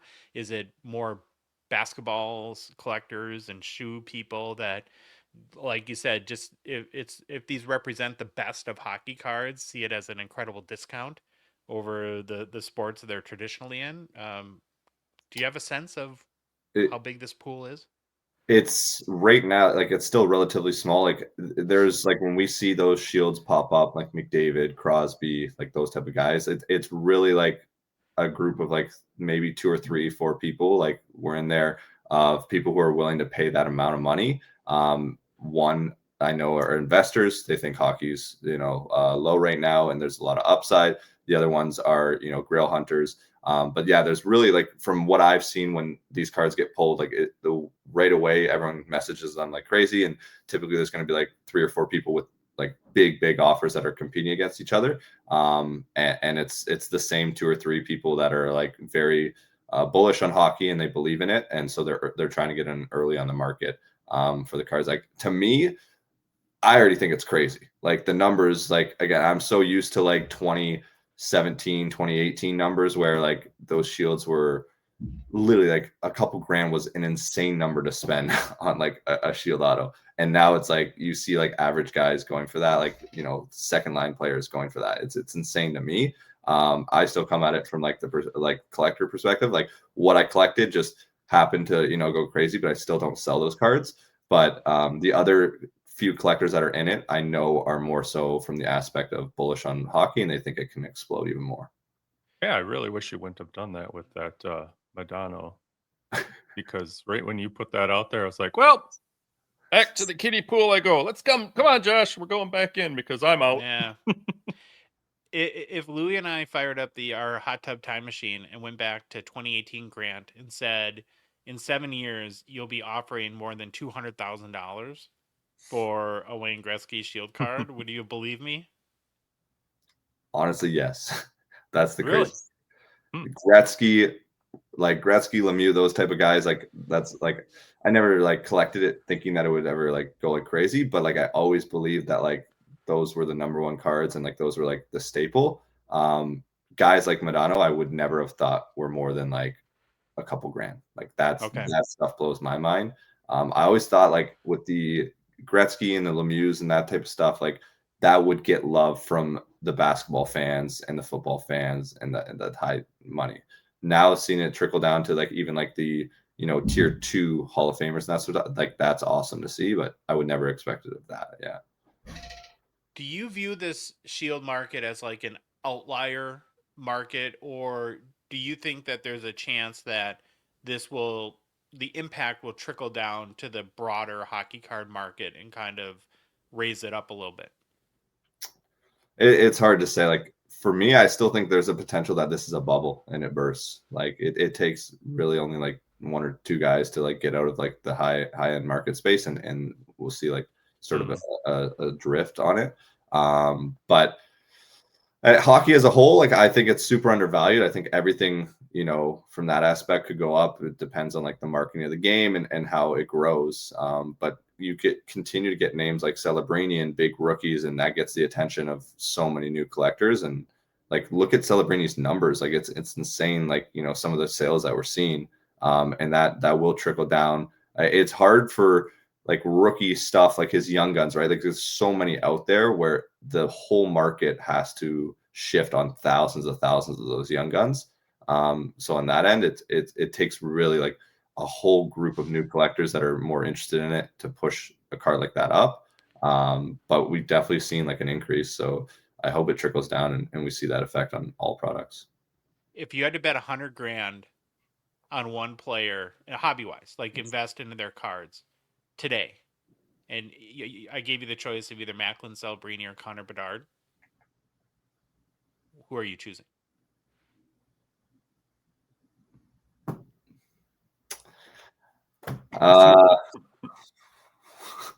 I think Celebrini, like from what we've seen so far, is going to have a very good career. But I think the market and the marketing and the market of Chicago behind Bedard goes hand in hand. If I'm betting on a career and NHL numbers, I'm taking Celebrini right now from what we've seen. If I'm talking hobby market value, I'm taking Bedard. Huh. Yeah. I've been team Celebrini. Well, the other thing too, that sometimes people see a question like this and imply that you're saying one guy's great and the other guy sucks, and that doesn't mean, you know, it could be 1A, 1B, right? Yes. So I'm not trying to say that when I say I'm team Celebrini, and I have been for the past year. Yeah. I view it as more probably a safer bet. There might be more ultimate upside with Bedard, but if the way I view it, at least personally, is the likelihood of Bedard being ultimately whatever a hobby bust, whatever that looks like, is greater than Celebrini, right? But I think Bedard would have more upside. So I would think that maybe the way to put it is the safer bet, in my opinion, is Macklin Celebrini. Yeah, I mean, but like you look at so many amazing players. Steven Stamkos comes to mind, like Kucherov. Like these guys are unbelievable, and they're just in, you know, bad markets or less No hype. Yeah, so it's like this is Celebrini's rookie year that we're going through. Like we'll really see what happens when we get to like year 2, 3, and 4 of this market, because like we see it every single year. Like the new guy, the new rookie always sells like crazy. And unless he's like, again, generational, where he's going to be the Crosby Ovechkin of this era, which it looks like, again, he's putting up those numbers and doing so good at the beginning. But San Jose market, it needs to have a huge following behind it to sustain that into the years. Well, I think that's where Michael Misa and Louis and Will Smith can help too, like building a team around them. And then before you go, Louis, the last thing I want to say, because I'm not a Bedard hater, I've been incredibly impressed with Connor Bedard this season. I think I've watched a number of Blackhawks games, and he's been pretty dang awesome. So, Louis. I want to get a real feel for the whole hype thing here. And let's use that Celebrini, Will Smith Shield, and this Madonna as an example. The price difference. How much of that price difference is hype right now? Because Celebrini is fresh. You know, it's huge. That game, the night it ended, they got 5 goals between the two. Like that is just somebody who has a lot of money, who is like probably trigger happy, and who's like, holy smokes, this is both of them, and they just got 9 points on that night. Like all the stars aligned for that card. But like theoretically, like I thought that card, because we pulled it for the customers and it was amazing. Like we got to each of the Smith and Celebrini spot was a player break. Each of them, we didn't have to random it or anything. Each of them are going to net like $21,000. Like that's insanity. So like I was telling them, like realistically comparing it to the Bedard Nazar, I was like, you're looking probably around 15 grand Canadian. So like the amount of hype on that, I think was like 30 grand worth of hype to what that card is actually worth or what it should sell for versus like the Madonna, where I think maybe like 1,000 or two, or maybe $3,000 like difference between the hype and what that card I believe was worth. So Gotcha. Not a Shield, but what did you think of the first Demidov high gloss selling for over 10,000 US? And comparatively, like if you go back and look at other like hyped rookies high glosses, it's a huge number. very big. I mean, I got someone who reached out this week with a collection, and he had Brad Marchand in there at $2,000. Like, like where does Demidov like career go? But like every year with Montreal, I always say this: Caulfield, Suzuki, Gallagher was there in 2013. They give these guys so much hype, and then every single year there's a new top rookie for them. They push it. Like I can't even understand it or fathom it. It's unreal. Well, we looked up the other night on our Slapshack show, and the first Lane Hudson high gloss sold for $1,000. The first Macklin Celebrini sold for $3,000, and this sold for 10,000. I'm talking U.S. terms, U.S. dollars, 10,000 for Demidov. See, like even Celebrini, that seems insanely cheap when I think of like that's insane. But yeah, I mean, it all stars aligned where when this customer pulled that card in store, like he came back to us and he's like, "What do I do with this?" I was like, "Every day that you spend looking at that card is a day that card goes down 5%." Yeah. That is the key thing when a new product releases. I said to him, I said the next one that surfaces or sells is going to be at $6,000, $7,000, $8,000. Like that's so important for new products, and players doing really well is getting them during that 1 week that they do well, or the new product release. It's all about hype on those type of sales, and it's crazy to see. Well, and now the person that ends up pulling the other one, because that card is out of 2, right? That one's not surfaced yet, correct? No. There's no way that sells for more. No, yeah. Well, unless it's 6 years from now and Macklin Celebrini Mario Lemieux or something like that. And Will Smith is Yager, something, that equivalent. But I think the first mover advantage was what you're talking about is big in that regard. Okay, I want to get back to Shields real quick. So one of the things that we've been talking a lot about is all the other innovation, particularly that Fanatics is doing with the debut patches in baseball and now basketball. And then I think like really cool too, how they're doing like awards patches on jerseys to put in cards. So like the NBA MVP will have a unique patch. And you talk about hockey being perfect for this with all of our trophies, like to put a Conn Smythe patch on a player's jersey in the next year or things like that. Is there a part of you that wonders or worries or whatever that Upper Deck might innovate beyond sort of the base kind of Shield auto that we have today, and that could somehow that there's a new card that could eclipse these in some regard from a chase perspective? It's hard to say. I know what you're talking about for the debut patches. I think that's always been like one of those things where, a rookie Shield is always the number one card of a player in their history. Yeah. The rookie Matthew Shield, no matter how many Shields he has, the rookie Shield will be his number one card. So from that perspective, I believe that could definitely happen. I don't think it's the logo of the league, so I think it has more meaning behind it. Same thing with the NBA than a debut patch. I always see those crazy numbers for the Topps debut patches that are selling and stuff like that. Like that's become the new guy's best card. But in terms of like legends and the actual shields of these guys who have their rookie shield out there, I don't think there's anything to worry about. Going forward, I do think something like that could shift if Upper Deck is really on the ball with that.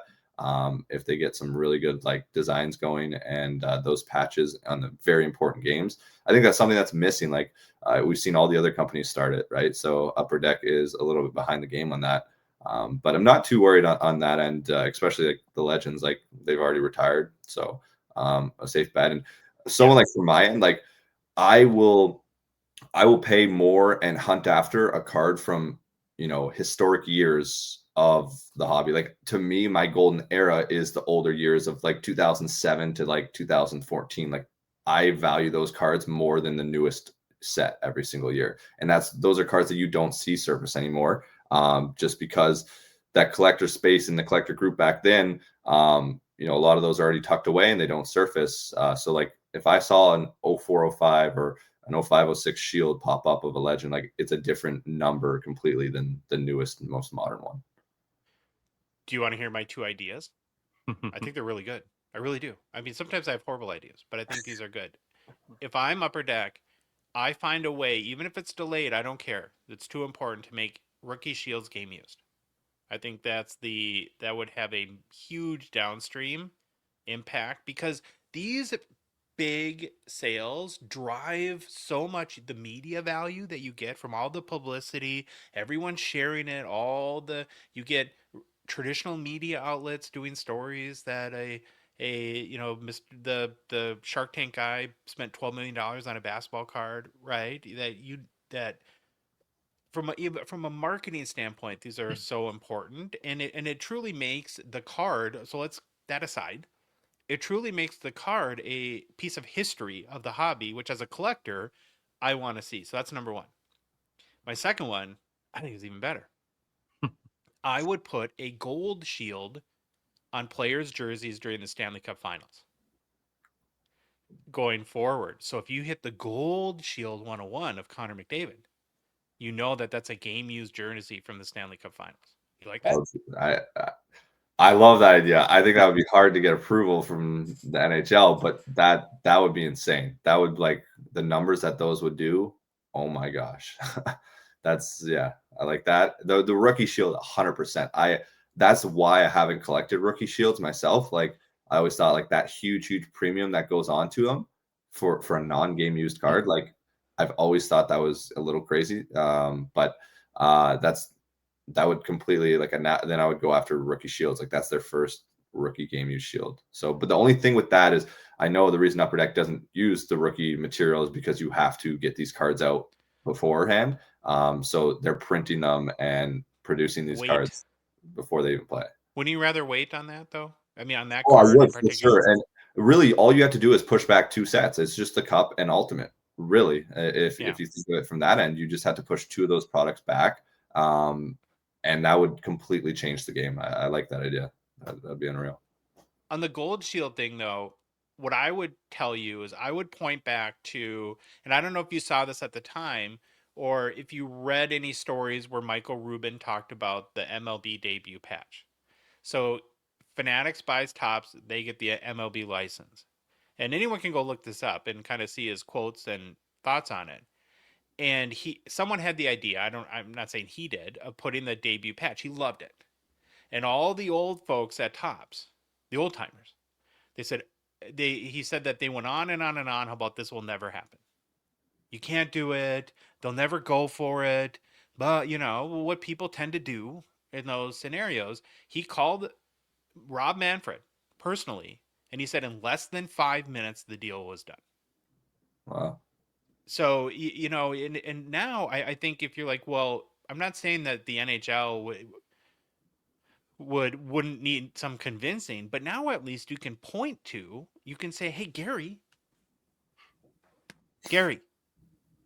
look at what baseball's doing. Look at what basketball's doing. Look what these cards are going for. Look what it's doing to promote the game. Yeah. Come on, dude. If that can get done, that would be insane. Again, that's like you're talking the grail of grails right there. Copyright 2025 Hockey Cards Gongshow podcast. We reserve all rights to this idea, and Upper Deck owes us trillions of dollars if they can actually pull it through. Thank you. Sorry, my lawyers made me say that. No, I don't care. I think they should, and that's like the drum I've been beating in this. Not again, I swim in the kiddie pool, but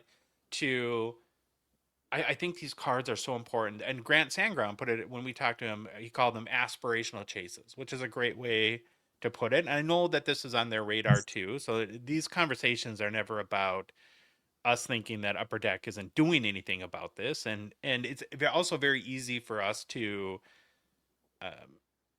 kind of jump or skip past all maybe the logistical or relationship reasons, what makes stuff like this difficult. But it doesn't matter to me. You have to do this. And this is like where I said on our last show, where where competition is good and where I think Fanatics is putting value into the hockey market is that they have to be pushing Upper Deck to be thinking about this sort of stuff and saying we can't just rely on what the best card was before. We need to push the boundaries and continue to create these iconic pieces that we all want as collectors. Yeah. So I don't know. Any other ideas that you would have, like if you were advising Upper Deck in kind of how to improve or take this to the next level? Yeah, I mean that'd be the crazy one. I've always said like game dated jerseys and moments. Like they're starting to implement that. Like the new Ultimate set had a set that was the Brian Leach. Are you talking about that one? I think it was called the Chapter, or it said like the exact like game or set the player played in, and it was a jersey from that piece. The only problem with that, because Mitch sent me this for the Gretzky, it was from the Stanley Cup final. But then you look at the back and it says event used. So like they're promoting that like it's a Stanley Cup final jersey, and then on the back it says event used. Like I think there's one up on eBay right now for like $10,000, and it's jersey auto. So like it's more stuff like that where it's, could you imagine like if Ovechkin broke like a record and you got like if you wore multiple jerseys that game, but you got like one of those jerseys and made pieces out of that card, or milestone moments, like those specific jerseys would go absolutely crazy. Yeah, so I'm looking at the Brian Leach because and it's from that same set. It's called the Ultimate Chapter. Yes. And why this card had stood out to me is so it's sold via eBay Best Offer on October 11th for $3,427 US. And you follow Brian Leach, obviously one of the few defensemen to ever score 100 points in a season. His highest sale ever before that was $796 public sale. Right. And so to your point, though, and I agree with you that the back needs to be very specific in these regards, and Upper Deck has to have its ducks in a row as far as like what the provenance of the memorabilia is. But what this sale illustrates is that the hunger for cards like this. Like if you're a Brian Leach collector and here's a jersey from the 1994 Stanley Cup final, that is the best card, right? For sure. To date, probably for that player, if there's not a Shield out there or something like that. And so, yeah, I think that they need to get more specific and not be ambiguous. That's a key to this, is having very strong language that, of course, that they can, that they can make sure that they, I don't want to say back up because that's defendable. Maybe is the way to put it. Yeah. Yeah, there's a lot of innovation that could be made there, and just spices things up and makes it even more fun to hunt after. So where are you on the whole bubble thing? Is this like can't stop, won't stop? Are you? I mean, it's always impossible to tell, but what does your gut tell you? For the Shield, the Shield market, is it going to continue to go up and up, or is there a point where it doesn't make sense? Is there a point where it's hard to say. I mean, again, from my perspective, is I'm collecting what I like, and like again, it helps the product, it promotes the breaks, it's a multitude of things. So I hope it continues to go up. Like that would, for the hobby and especially shops and breakers and that sort of thing, it just helps. But at the same time, like they're already at crazy numbers. I think there's room I would always compare it to the stems from the basketball market. And so when that sort of rocket ship has, fizzled out, I think that's when you'll start to see the hockey market as the same thing stop going up. But it's so hard to say. Already it's at numbers that I would never have thought for guys like Madonna already. So we'll see where it goes, and I hope it continues, but it could burst at any time. Who knows? So Josh, you had a question in here. I don't know if you touched on it at all with Grant, but with what these shields are going for now, where does this put Ultimate on the list? pecking order? It's got to be the clear number cards? 2 now, right? So Ultimate has always been number 2.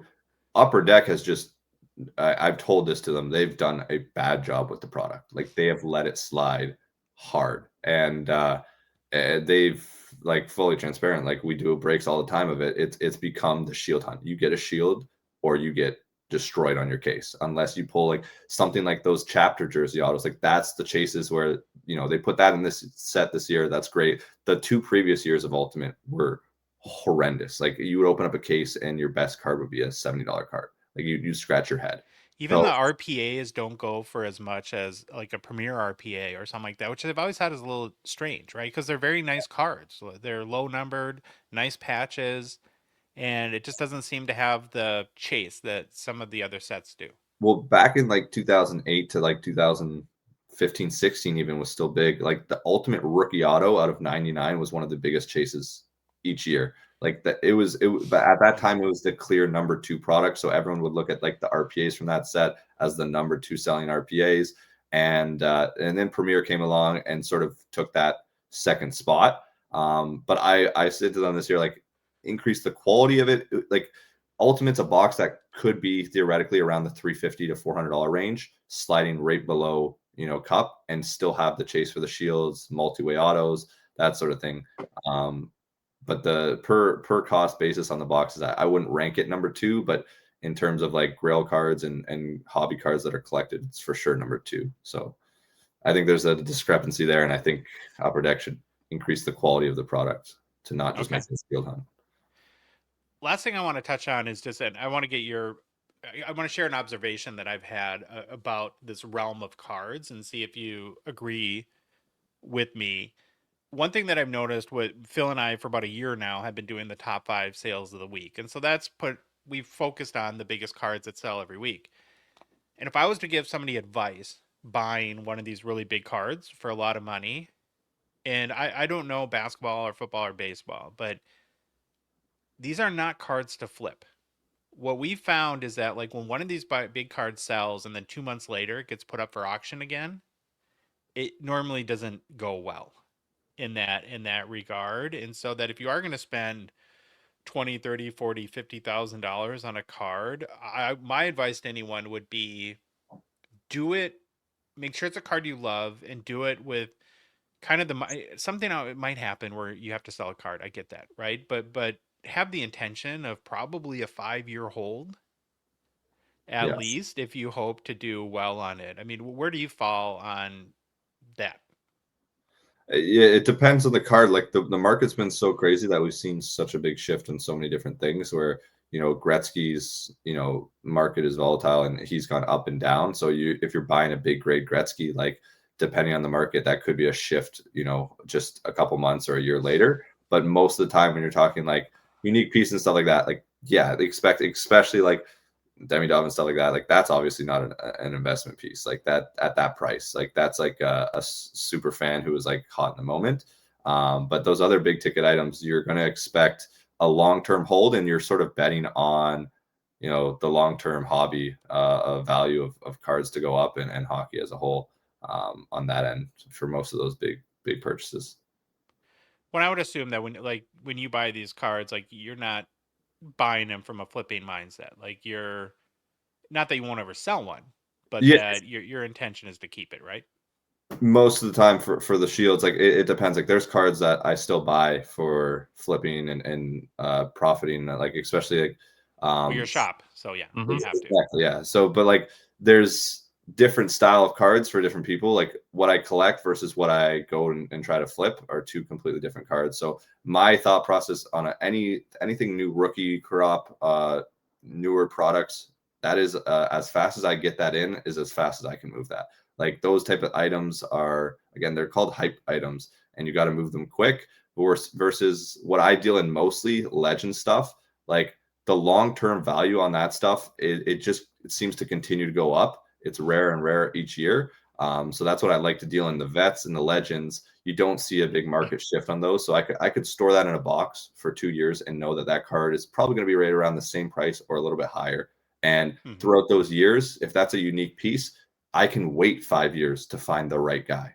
Like that card might be worth $2,000 on open market right now, But if it's a unique card and someone wants it and I have it, and throughout a 5-year process, someone reaches out to me, well, I could potentially get 2,500, 3,000 on that card because I've been willing to wait so long on it.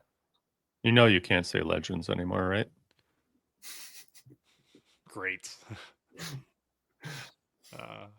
Yeah. Or is it great? Am I wrong? Did I have it backward? No, you can't say legends, but Upper Deck can't. We can, I think. Oh, what are you going to sue us for? Nothing. We don't have anything. Yeah. Like 2 cameras and a couple cords. Go for it. Hall of Fame. Louis, any closing questions for Grant before we let him go? No, everything was touched on. I got to still let this whole thing soak in because I would have never thought it for my boy Mikey Mo, but good on him. No, I have nothing else. Okay. Well, thanks, Grant. Appreciate your insight as always. And you want to what are your plans for the expo real quick before we what can people look forward to from Grant from GP Sports Cards? Yeah, so we got the Thursday social event. That's right after the expo. That's going to be super fun. Last expo was our first time doing that. This year it's going to be even bigger and better. So that's just a social gathering for all the collectors who want to come out to Arizona's. We'll have food and drink out there. We'll have some giveaways, some boxes, all that fun stuff. We'll do a live break there. So that's a fun event after day 1 of the expo. And then we'll be set up in our normal spot right across from Upper Deck, and we'll have a whole bunch of inventory we'll be buying. Again, it's like the Super Bowl weekend, so I'm excited. Yeah. Cannot wait. Thank you so much. Appreciate your time, and we'll be in touch soon. Thanks, Grant from GP Sports Cards. Thanks again to Grant for joining the show. Boys, the Shield market is completely nutty. I still think, I'm glad I had to say it, but I still thought, think he's off his rocker. Even $7,000 for that Madonna, or 6 or whatever he put it out for. 5. I don't even remember anymore now that it sold for this much. My brain is all scrambled because I just never fathomed a Madonna Shield going for that much money. I'd pay that much for the Guy Lafleur. Or really? Brady Tkachuk. Yeah, I would. Well, I think at this point a Guy Lafleur would be $30,000. I'm just saying. I think there are some people. I heard another podcaster, Carlos, there, because I am Carlos. He said if he was a millionaire, a multi-millionaire, he still wouldn't pay $2,000 to go to the World Series because that's just an outrageous price, and he won't pay that. So that's the difference. No, but he's just a placeholder for this conversation. I like that podcast. This is the difference. Some people, you're more of a truck guy, right, Louis? What if someone out there is exactly the same Medano fanaticism as you, but they're not a truck guy or a car person? They would buy the card. But you both want it just as much, but you just have different interests that you're willing to give the currency to, right? That's what I think. I hope someone like that bought the card and not someone like a Flipper or a Matt Lee. That's my take. Trying to wrap my head around what you're saying. I think I get it. I'm not saying I wouldn't spend the money if I had it on the card. I just can't wrap my head around it right now. Let it sink in for a week. I'm used to seeing. I'll ask you in a week. I'm still going to say they don't count, but like some of the Leaf Shields, whatever, they're not going to catch a bunch, but I just was not expecting this to go this high. So I'm just kind of, I don't think anyone was shock factor right now. I think it's awesome. I think it's great, but wow. I think overall it's good for the hobby. Mm-hmm. I'm not saying that there aren't negatives, but when you add up all the positive and negatives, I think the positives outweigh the negative. Oh, absolutely.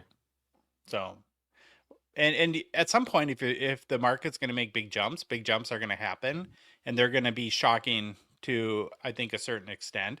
Now, you got my brain spinning, Phil, on the whole Guy Lafleur thing, because I'm trying to figure out if there even could be, because I think it was the early 90s when the NHL logo first appeared on the jerseys. I'm not good. I don't know. And that would though, I think, coincide. Remember, Guy Lafleur retired and then came back for 2 years with the Nordiques? Yes, sir.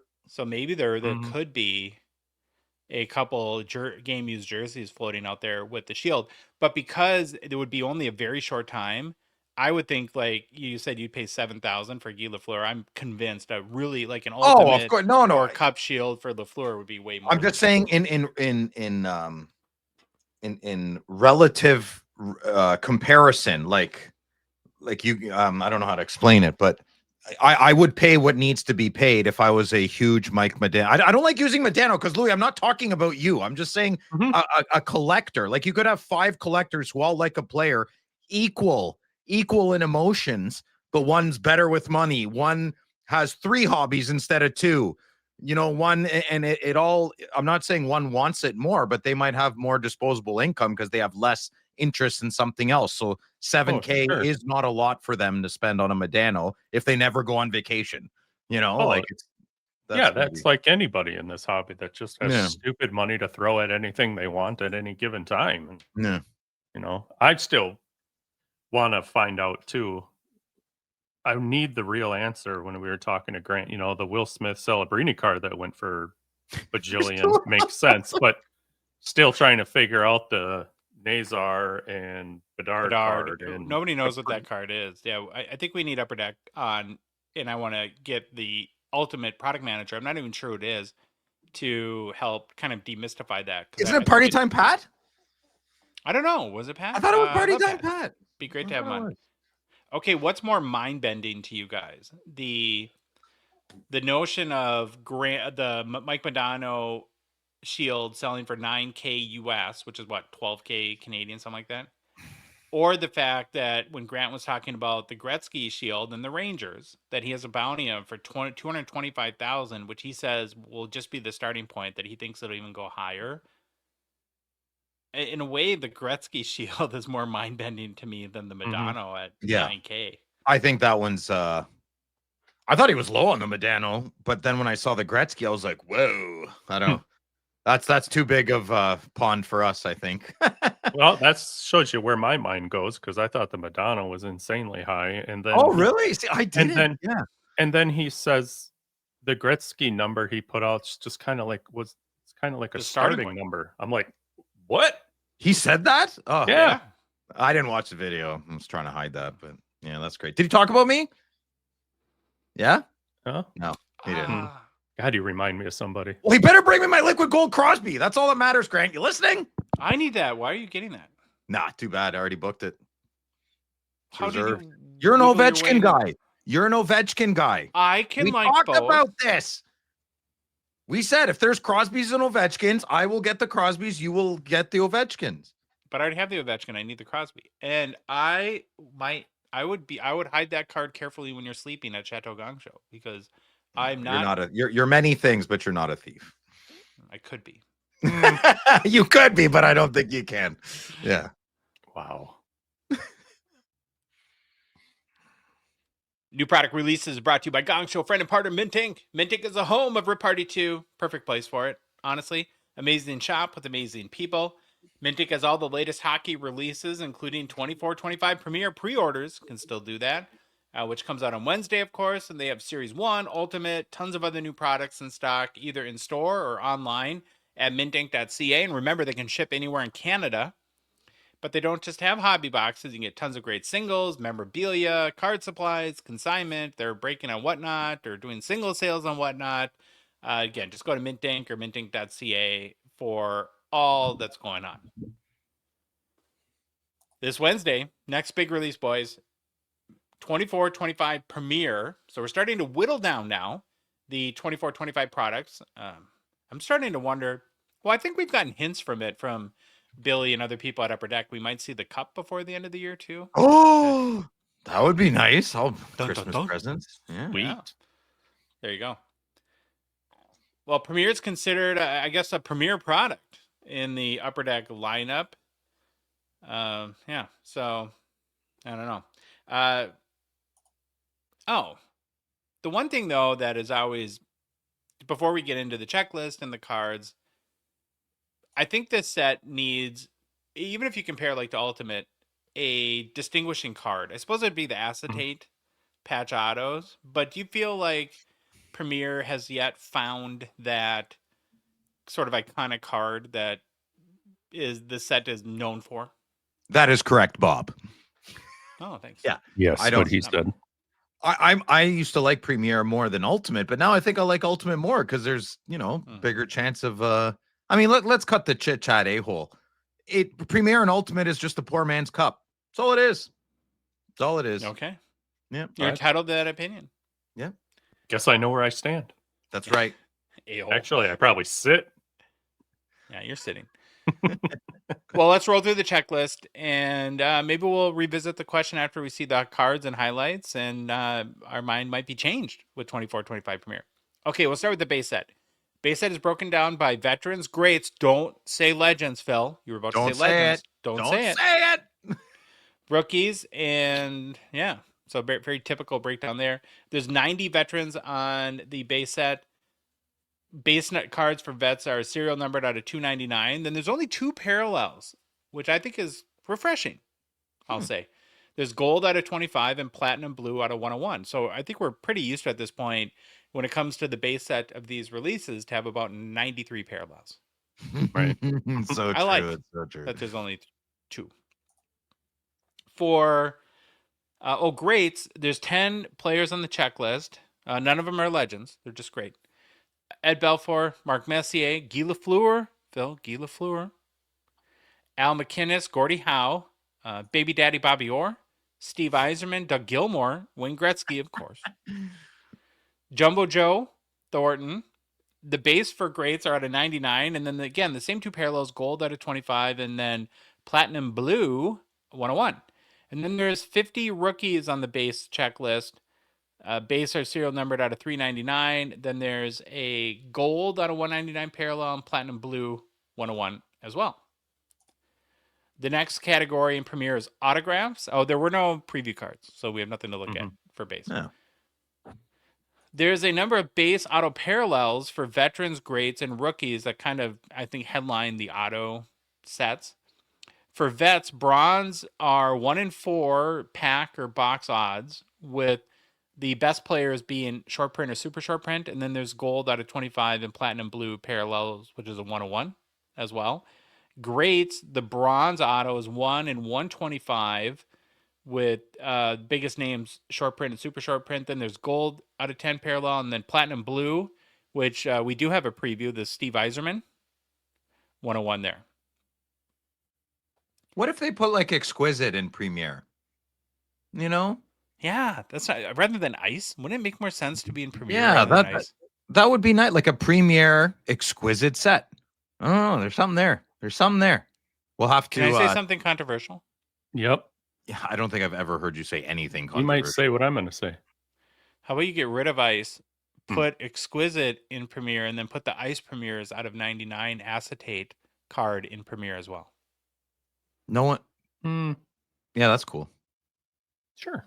That's a good trader. Sure, the ice Premiers. I don't think the ice Premiers are as heavily sought after as you think they are. Oh, they used to be. They're not anymore. They used to be. Yeah. Well, I used to. Yeah. Things used to be different. Thank you for not finishing that. Yeah. What do you think about Stevie Y's awesome signature, but missing the assignment? Why does it have a vibrated tail at the end of it? Or a really bad arrow? Somebody tickled him. Yeah. Yeah, that's a 19. It's 19. It's not an arrow. Oh, come on, Phil. I like the auto. I mean, the card is weird because, yes, he didn't sign it in the correct spot. But if he had signed in the correct spot, then he's covering up the winged wheel. So he made an executive decision. He's like, I've taken graphic design on the side, and I refuse to sign where they want me to. I won't walk on the logo, and I won't write on it. Yeah. There you go. And then for rookie autos, bronze is 1 in 4 packs, includes short print, super short print, and gold. The parallels out of 15, and the platinum blue 101. There's Will Smith. Didn't care about the dark. Here's an interesting auto set in Premier. It feels like a credentials card to me, but old style. I kind of like it. Does this feel like a Premier card though? That's the question. It's like a Boogie Nights poster, kind of. You know? Yeah, I like Boogie. I like the Boogie. I like Knights. Why is Do you think they went blurry for Wayne to add to the? Then they should have made the stroke on the picture blurry too. That's the focused stroke on Wayne is detracting me. This looks like a Parker's Champions insert. I like it. I like it. Yeah, I like the card a lot. Yeah, me too. I'll be going for it. Great card. I'd probably rather have this than a base parallel auto. Saying 100%, yeah. Well, these are 1 in 8 pack odds. It includes short print, super short print. So SSPs are Gretzky, Messier, and Martin Brodeur. Louis Martin Brodeur. Oh yeah. So, sorry. This in all of the 24-25 releases, Upper Deck has gone the ratioed route and not like Group A, Group B, Group C. So they're just putting the overall odds, and then you never really know they're doing the SP and then SSP. So as far as like the Gretzky, we know he's a super short print, but we have no clue what that means. Do you like having that ambiguity? I like numbered cards at the end of the day. Sure. So that would be no. Yeah. I don't mind it, but I'd prefer no. Okay. So I made up my own odds on this slide and had it at 1 in 4. You said 1 in 8. Is it 1 in 8 or 1 in 18? It's 1 in 18. Sorry. Okay. Yes. No, it's between 1 in 4 and 1 of 18, but it's really 1 in 18. So okay, perfect. We're a Gongshow. Yeah, it's what we do. There's 2 other auto sets: Premier Focus and Premier Penmanship. We didn't get preview photos, so I'm not going to talk about it. Go to hockeychecklist.com. Learn about it yourself. That's what I say. Yeah, I'll bring you 70% of the way there. You're on your own for the rest. Okay, on to memorabilia. So this is the big part, the biggest component of Premier. There's memorabilia cards and then auto memorabilia cards as well. It starts on like the very low end with like jersey swatch cards, and then you get patches all the way up the ladder. So the card, well, we'll skip ahead to kind of the card that Premier I think is most known for. Started out this way with the acetate auto patch cards. So that's base are out of 49, 35, or 15. Then there's a gold parallel 2 out of 10, 5, or 3. The rookie acetate auto patch, the base are out of 249 or out of 99. And then there's a gold parallel out of 65 or out of 35 as well. So there's the Frank Nazar. I do think this is a nice looking card.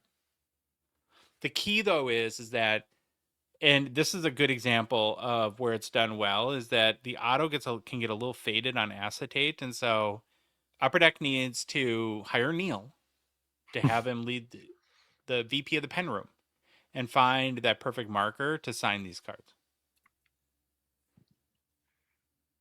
Beyond that, then there is also a horizontal acetate auto patch. Oh, okay. So there's sorry, the platinum blue. Yeah, there's the platinum blue 101. So that's a parallel for the rookie acetate auto patch, and then there's the horizontal version. Base are out of 99 or 49, gold parallel out of 25 or 15, and then there's a 101 platinum blue as well. I like both of them actually. I really like the design of the horizontal with the kind of the 5 lines down the middle thing. I like that. I would take this card. Mm-hmm. I'd still take the Gretzky over anything we've seen. Okay. The other card that you find in Premier a lot is like for the year that it comes out, there's the 2024 rookie auto patch cards where there's 4 patches and the windows are cut in the design of the year. So in this case, 2024. Here's a Shimmy Shakes, Lane Hudson. I don't mind this card. I kind of like these. I think it looks good. A little bit of a Mr. Potato Head look on him there, eh? He's got a lot of those. Yeah? Yeah. Mm-hmm. He's a young lad. He'll grow into his head. I did. My head was the same size when I was born. My poor mother. He's kind of got the, what, Lassie? Timmy just fell in the well? Yeah. Oh, that's good. That I was didn't born. date us. Do you guys know the Littlest Hobo? Do you know what that is?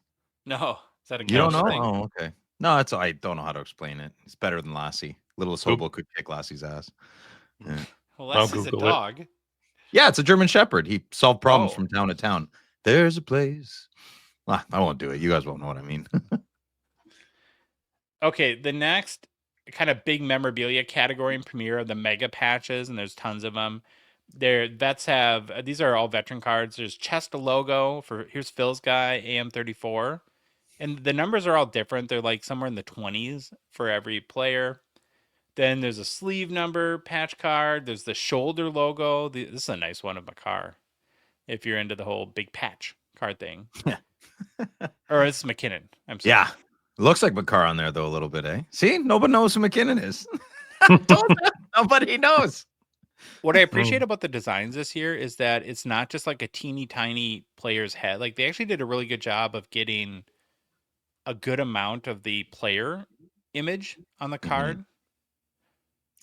It wasn't a lazy photo pick. It was an excellent choice. Mm-hmm.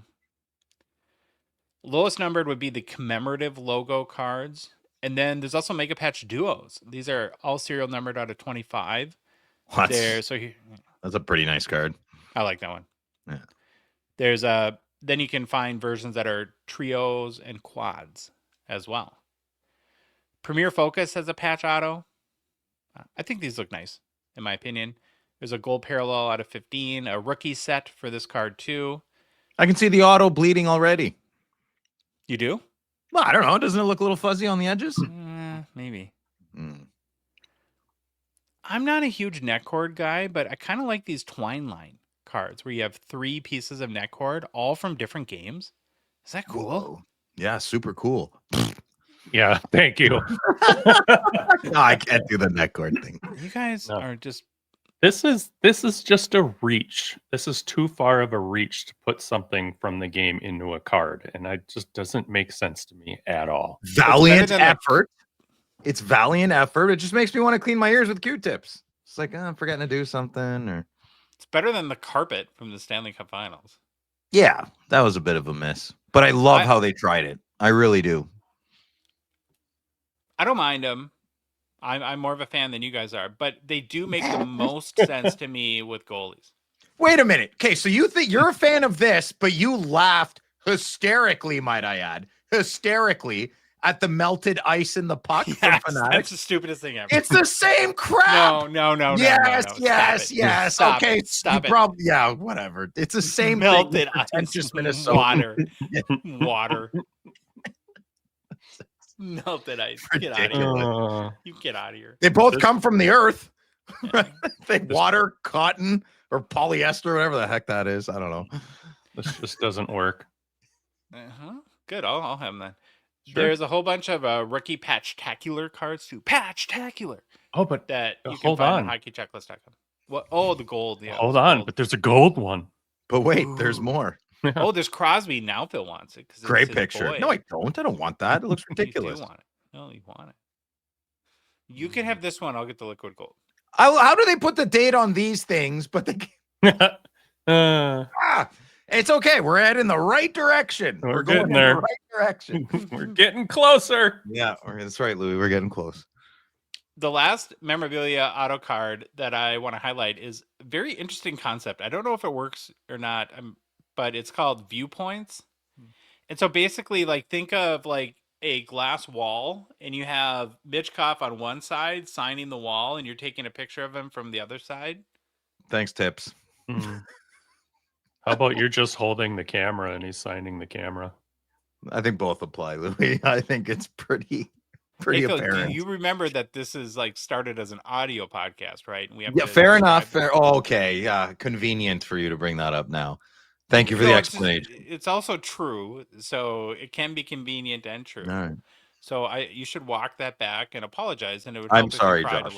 I'm sorry for mocking your you're assuming our audience has eyes or ears or brain. You hate the good listener. I love the good listener. You hate the good listener and McDavid. Yes. All right. Card would be a lot cooler if he wasn't wasn't on the struggle bus. Yeah. I don't love gimmicky cards. I'm just like a mold meat and potatoes missionary style hockey cards as well. Yeah. Yeah. Sit when you pee too. Eh? Just nice and simple, huh? Yeah. Jesus Christ. Wow. Lazy. If I had feelings, they would be hurt right now. I want you to know that. I had 2 kids. What more do you want? Trying to figure you out in missionary, but Wow. Next card. Last categories updates. Lots of updates in Premier. We have update sets from 2020, 2021, 2022, and 2023. Players in the update checklist include Artemi Panarin, Dalla Bill Kirill, Connor Hellebuck, Jason Robertson, Matthew Barzal, Jeremy Swayman, Jack Hughes, Anze Kopitar, Jack Eichel, Timu Solani, Sid Crosby, Quinn Hughes, Luke Hughes, Ray Bork, Paul Coffey, Stevie Y, Steve Yzerman, Ovi, Cale Makar, John Tavares, Brad Marchand, and more. So lots of big names in the potential updates. Well, no surprise there anymore.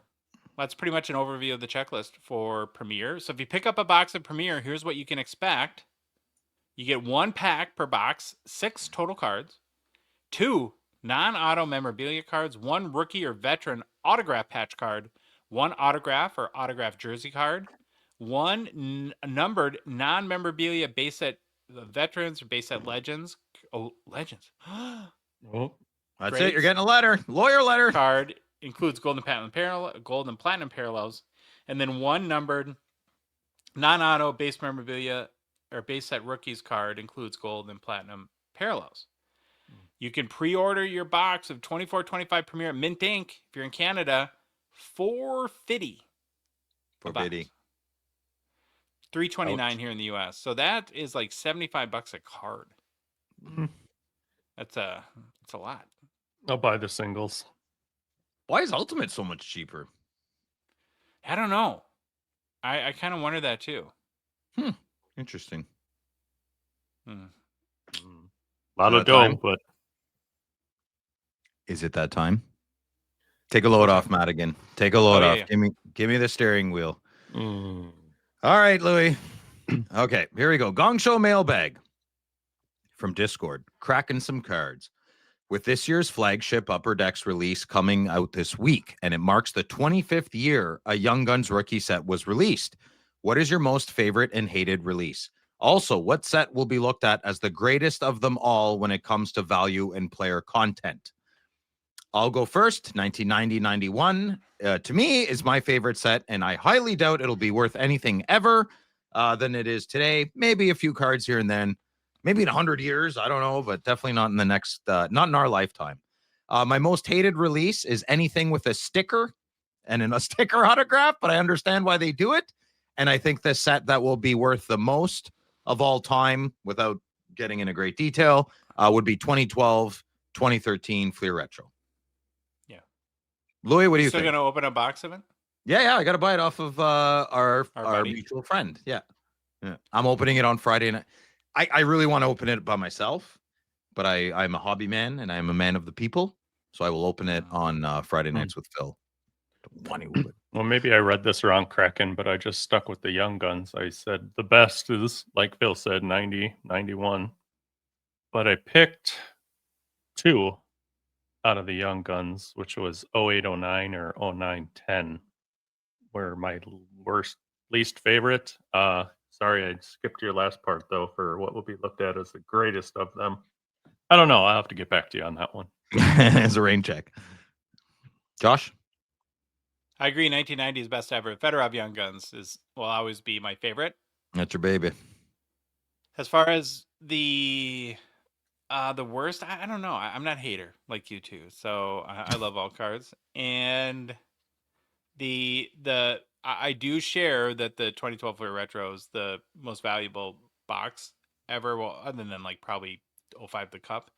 But as far as like flagship goes, I think it'd be really hard to, again, 05, 06, where you have the Crosby and McDavid, or Crosby and Ovechkin Young Guns. But I don't know. I mean, getting back to whole, like, there's a chance with Celebrini, Mitchkoff, and Hudson that 24-25 could be a banger.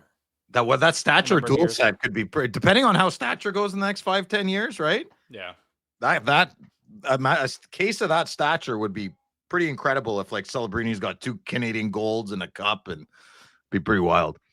All right, next question from Discord. Crazy Winnipeg Cards. Hey boys, how was your weekend? I have a huge problem because I like too many teams and players. Louis, how do you do it?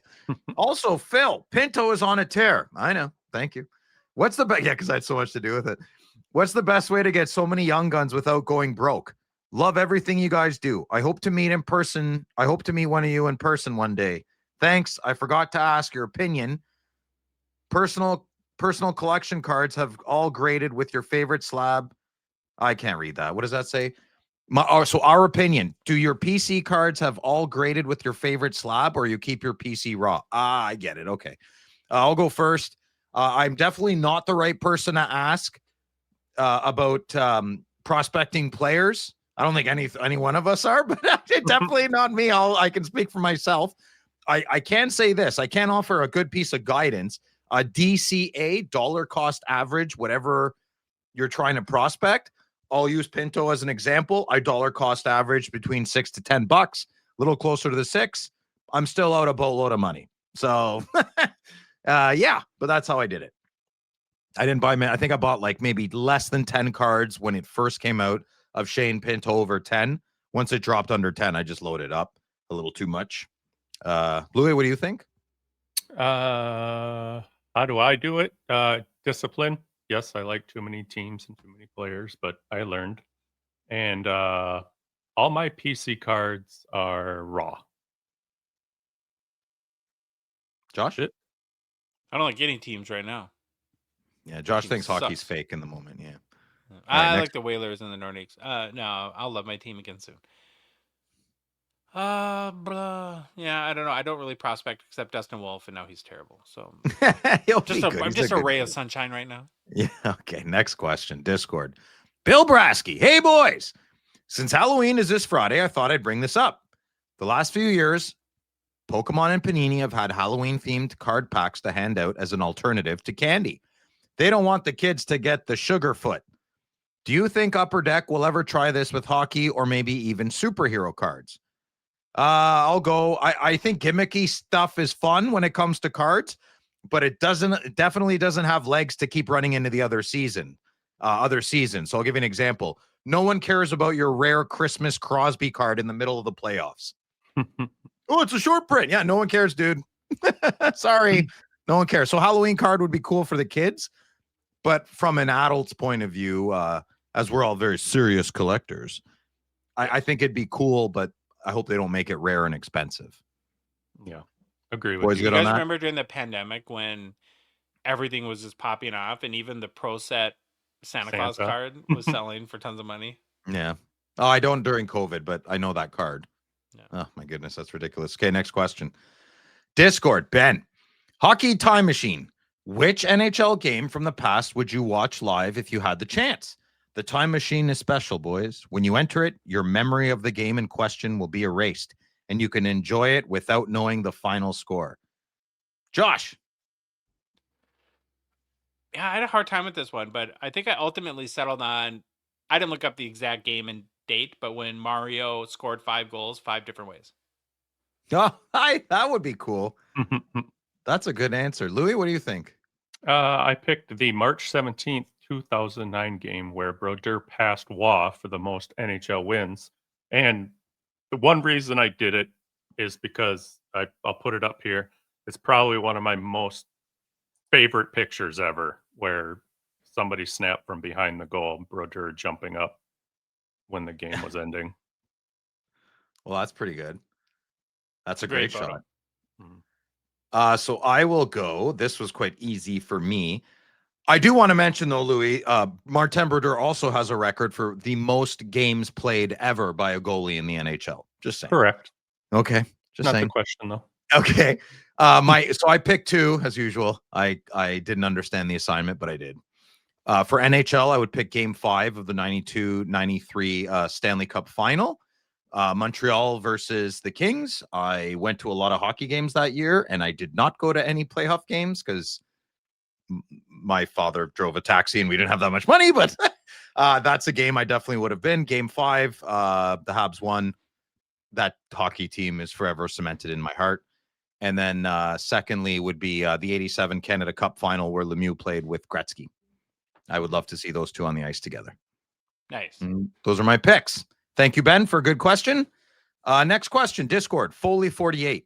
What's the best and worst trade in the last 5 years? Tampa taking Nashville to the cleaners for Jeannot, must be up there.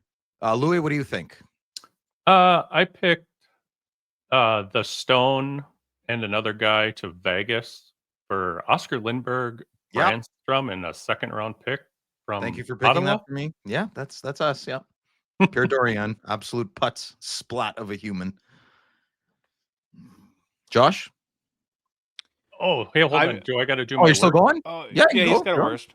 My worst, I still stand by the Wild trading Brett Burns and a second-round pick for Devin Setaguchi and Charlie Coyle. Oh, geez. I didn't even have that in my memory. Yikes. Mhm. All right. See, Minnesota and Ottawa is so much alike, eh? Josh? Scary. I didn't have a best. I found a worst. Mine was Matthew Tkachuk for Jonathan Huberdeau. Yeah, that's a good one. That Didn't might age be well. Yeah, no, that's not. And I didn't pick a good one either. I'm very negative on this. Philip Gustafson for Cam Talbot. Yeah. Not according to my mother-in-law. Yeah, well, anyway. Next question. Thanks, Foley. Discord. Just Tori. Yep. Tori, asking for a friend. Tori, we know it's you. What booth number is AMG in for the expo? And can you ask them not to sell out of Reloaded for other dealers before the doors open? He's a funny guy, that Olsen.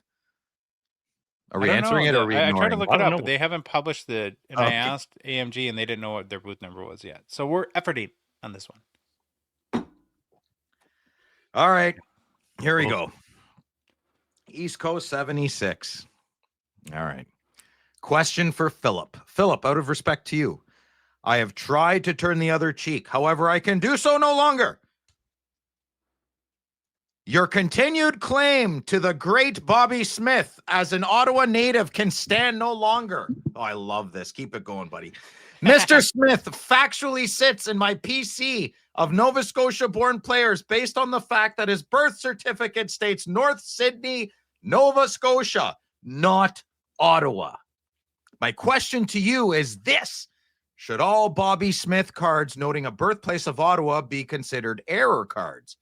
P.S. The show is great. You are all beautiful people, and the world would be a dark and dreary place without the Gong Show. Love, East Coast. Aw, thanks, buddy. Okay, now I'm getting serious, though. First of all, this is such an easy answer. Bobby Smith is an Ottawa 67 legend, not City of Ottawa. Ottawa 67s. Maybe you're thinking of when I say Steve Yzerman. Maybe that. I've never said Bobby Smith was born in Ottawa. If I did, I was slurring or something. I didn't even know where Bobby Smith was born. I had no idea. So, anyways, love you, East Coast. All right, next question. Mad Dog Nav 78. Phil, what if Ottawa won the cup in 2007? Would your feelings about Heater change?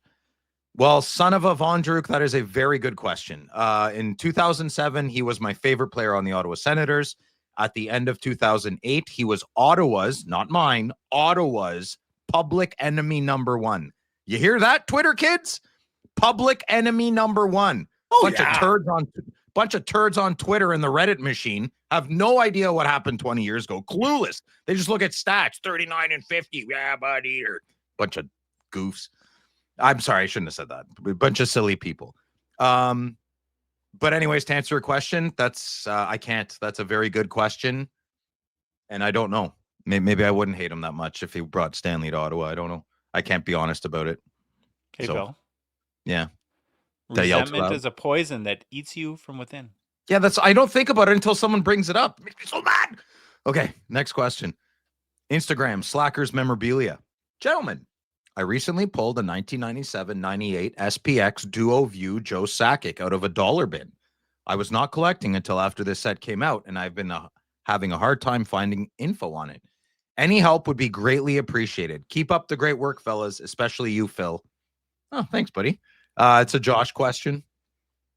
Very cool card. Last sale was a raw copy in May of 2024 for $75 US.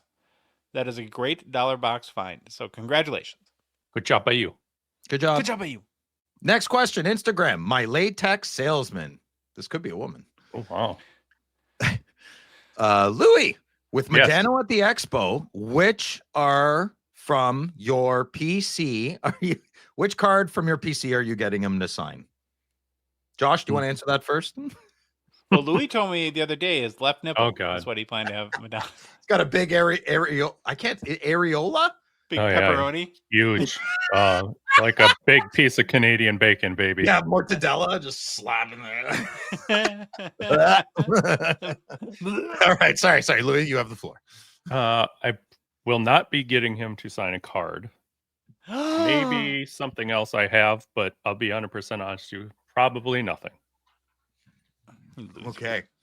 Next question. Henry P. Hey, boys. What are your thoughts on the Will Smith and Celebrini dual shield selling for $46K?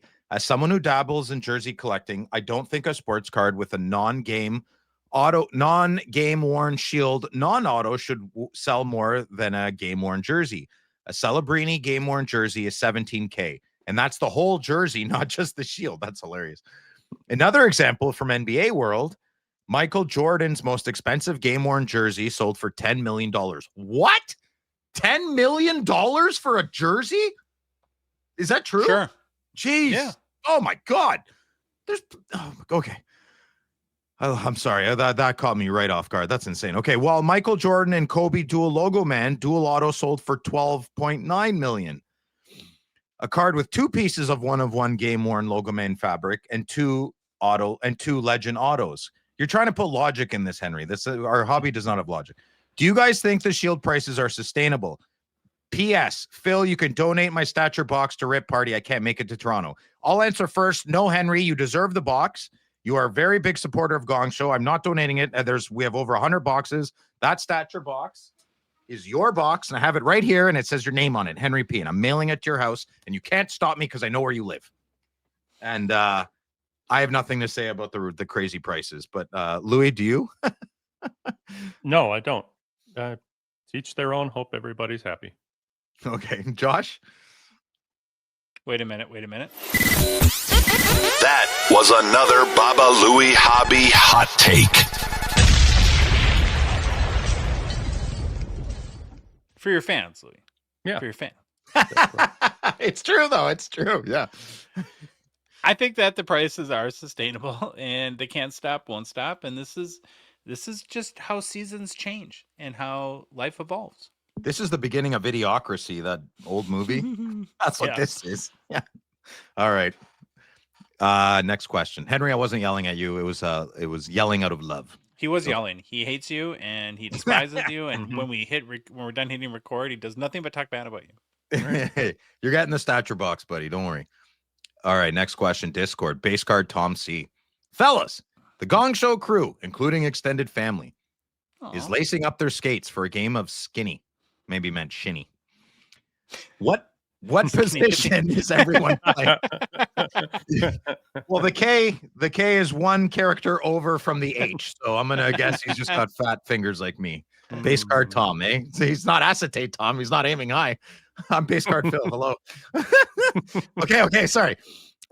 So he's lacing up their skates for a game of shinny. What position is everyone playing? Who's your best player? I'll go first.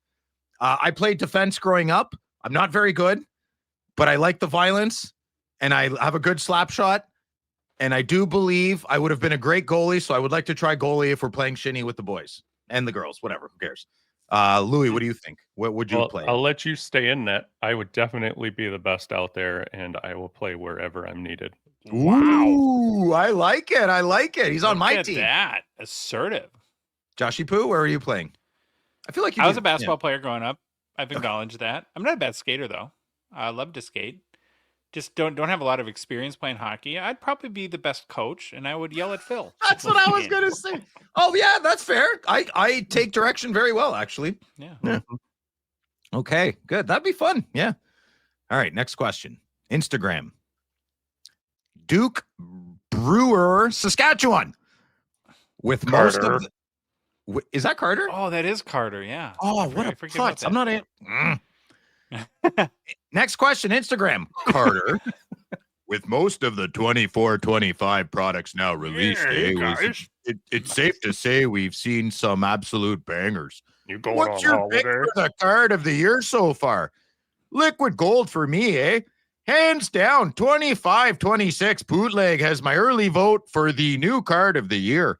But this is coming from an insert, guys. Thanks. Choo choo. How about that dry side on? Yeah, Oh. Dry's the ultimate passenger. Oh. I'm getting a Crosby Liquid Gold at the next expo, and that's all I care about. Don't be so sure. I have a way of. You got nothing. You got nothing.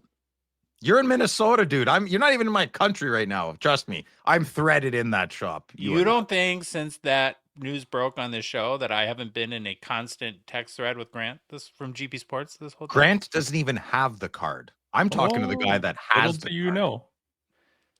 Yeah. You just pretend to keep in your playful universe. Little do I know, but you and Louis got it. Okay, sounds good. Yeah, you guys are so sneaky. Yeah. I can hear you coming a mile away. All right, Louis, what's your answer? I like the Champs rookies and the stature patch autos. Josh? Oh, liquid gold. Can't wait to have my Crosby. I do think it's the card of the year. Next question. Facebook. Tony Calabro. Calabro? I feel like I should say that better. Calabrio. I don't know. How much is Connor Bedard's rookie card worth? Tony. Okay, Josh, you go ahead. Mm-hmm. Well, I'm assuming that maybe Tony might be new to the hobby, so it would depend on what card. And then I would go to 130point.com and search for that card and that you're thinking about. It will give you ideas of recent sales prices, and then you can use that as comparable. So Tony, if you're new, there's a plethora of rookie cards. So you probably are new. Yeah, there's so many. The Young Guns is kind of the one that's easily attainable for a little bit. It's the most common one, and I guess that would be where my brain goes to rookie card, but there's many different levels of rookie card. So have fun learning. It's a blast. Next question, Discord, Jensen. Okay, did you guys add this after? Huh, weird. Okay, Phil, time to come clean. For over a year, I've listened to you scoff at one-of-one cards. Yeah, it is nice. I'm just not a one-on-one guy. Well, that's more old Phil. I kind of am a little bit. I've also heard on many more occasions you put down die cards. Yes, that is very accurate. Yeah, quiet you. Yeah, it's not a card. It's a die cut. Yeah, I think I said that, yeah. I recall you poo-pooing Josh when he got his Crosby Noise Boys. Nope, Phil got a Crosby Noise Boys. Josh got a Wayne Gretzky Noise Boys that I thought looked beautiful. It's a die cut, and it is a basketball card. I probably did say that, yeah. And then all of a sudden you buy a few one-of-one shields. That is correct. There's context to that, though.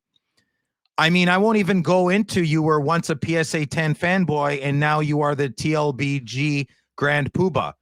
Also another correct statement. I think we need to change your name to the Bipolar Loud Collector. Well, that's not very nice. Yeah.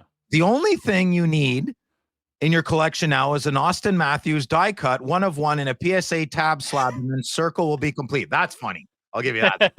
I like that. Please explain. Oh, and I can't wait. Yeah, we're good. No. Read the question. Please explain. Oh, and I can't wait for Grant from GP Sports on the next Gongshow episode. Yeah, there you go. You're welcome. All right, man. I mean, it's kind of boring content, but I'll explain. Okay. So let's start over. Yeah, it is nice. I'm just not a big 101 guy. Yeah, I definitely said that in the last four years. You're absolutely correct. I've also heard you on many more occasions. You put down die cut cards. I still, to this day, will put down 99% of all die cut cards. They're ugly. I don't know. You're not catching me on anything there. I admit it to you. I recall you poo-pooing Josh when he got his Crosby Noise Boys. I did poo-poo Josh on some Noise Boys, but I didn't poo-poo him on the last Noise Boys. I told him to go look at it, and I bought the Crosby, and I love it, and it is a die cut, and it is a basketball. So is the liquid gold too. You know that, right? Mm-hmm. It is. Liquid gold is definitely a die cut card, and I want it.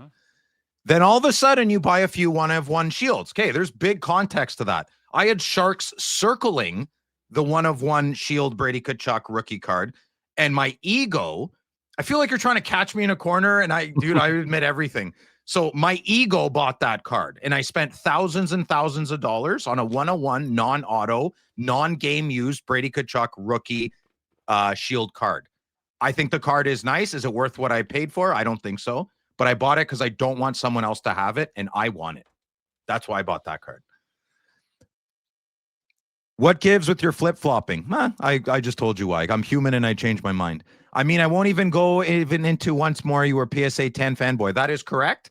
And I had a temper tantrum, and I've stopped my temper tantrum, and you should go check out my PSA video. I'm a pretty big fanboy in that.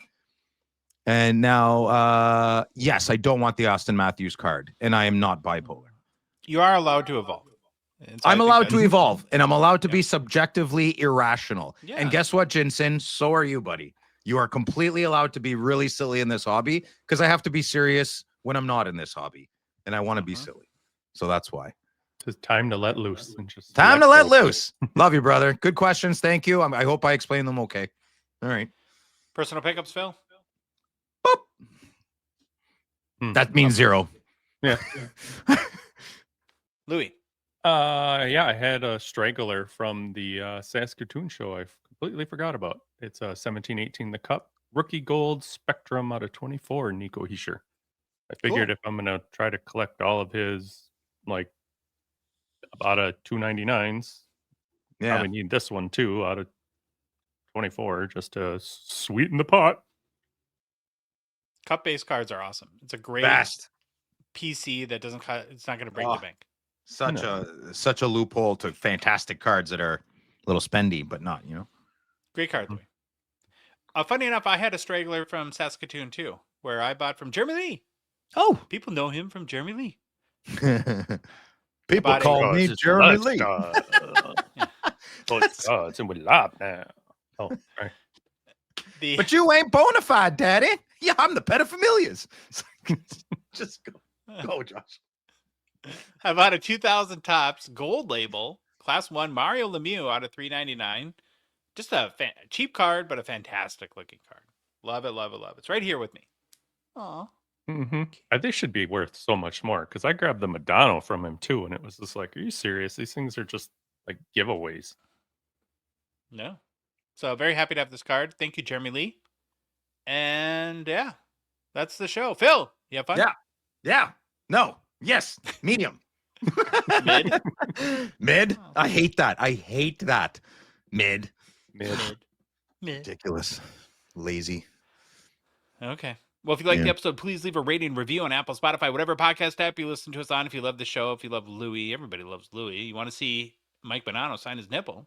Maybe we'll post a picture to the Hockey Cards Gongshow Discord. But I want to watch. And you can join it for as little as $5 a month. Join our $9.99 support level tier on Patreon. Link is in the show description, in our Instagram, TikTok profile, on our website, hockeycardsgongshow.com, or Patreon, patreon.com. Search for Hockey Cards Gongshow. We are 3 old guys on social media. Follow us on Instagram, Facebook, TikTok, Twitter, and YouTube. And boys, the Hockey Cards Gongshow podcast is a production of Dogbox Ventures, LLC. Have an awesome start to your week. The expo is nigh. Baba Louie, take us out. Bye. Yo, it's the Gong Show. We're dropping the facts. Hockey cards on fire. No holding us back. Josh looking sharp, the face of the scene. Feeling pork chop pants, rocking it clean. Baba Louie in the booth, he's the man with the plan. The best producer in all the land. Gong Show Nation, let's hit the flow. It's the Hockey Cards Gong Show. Let's go, let's go. Wanna say them in the show. Is it weird that I've developed emotional feelings for my cat?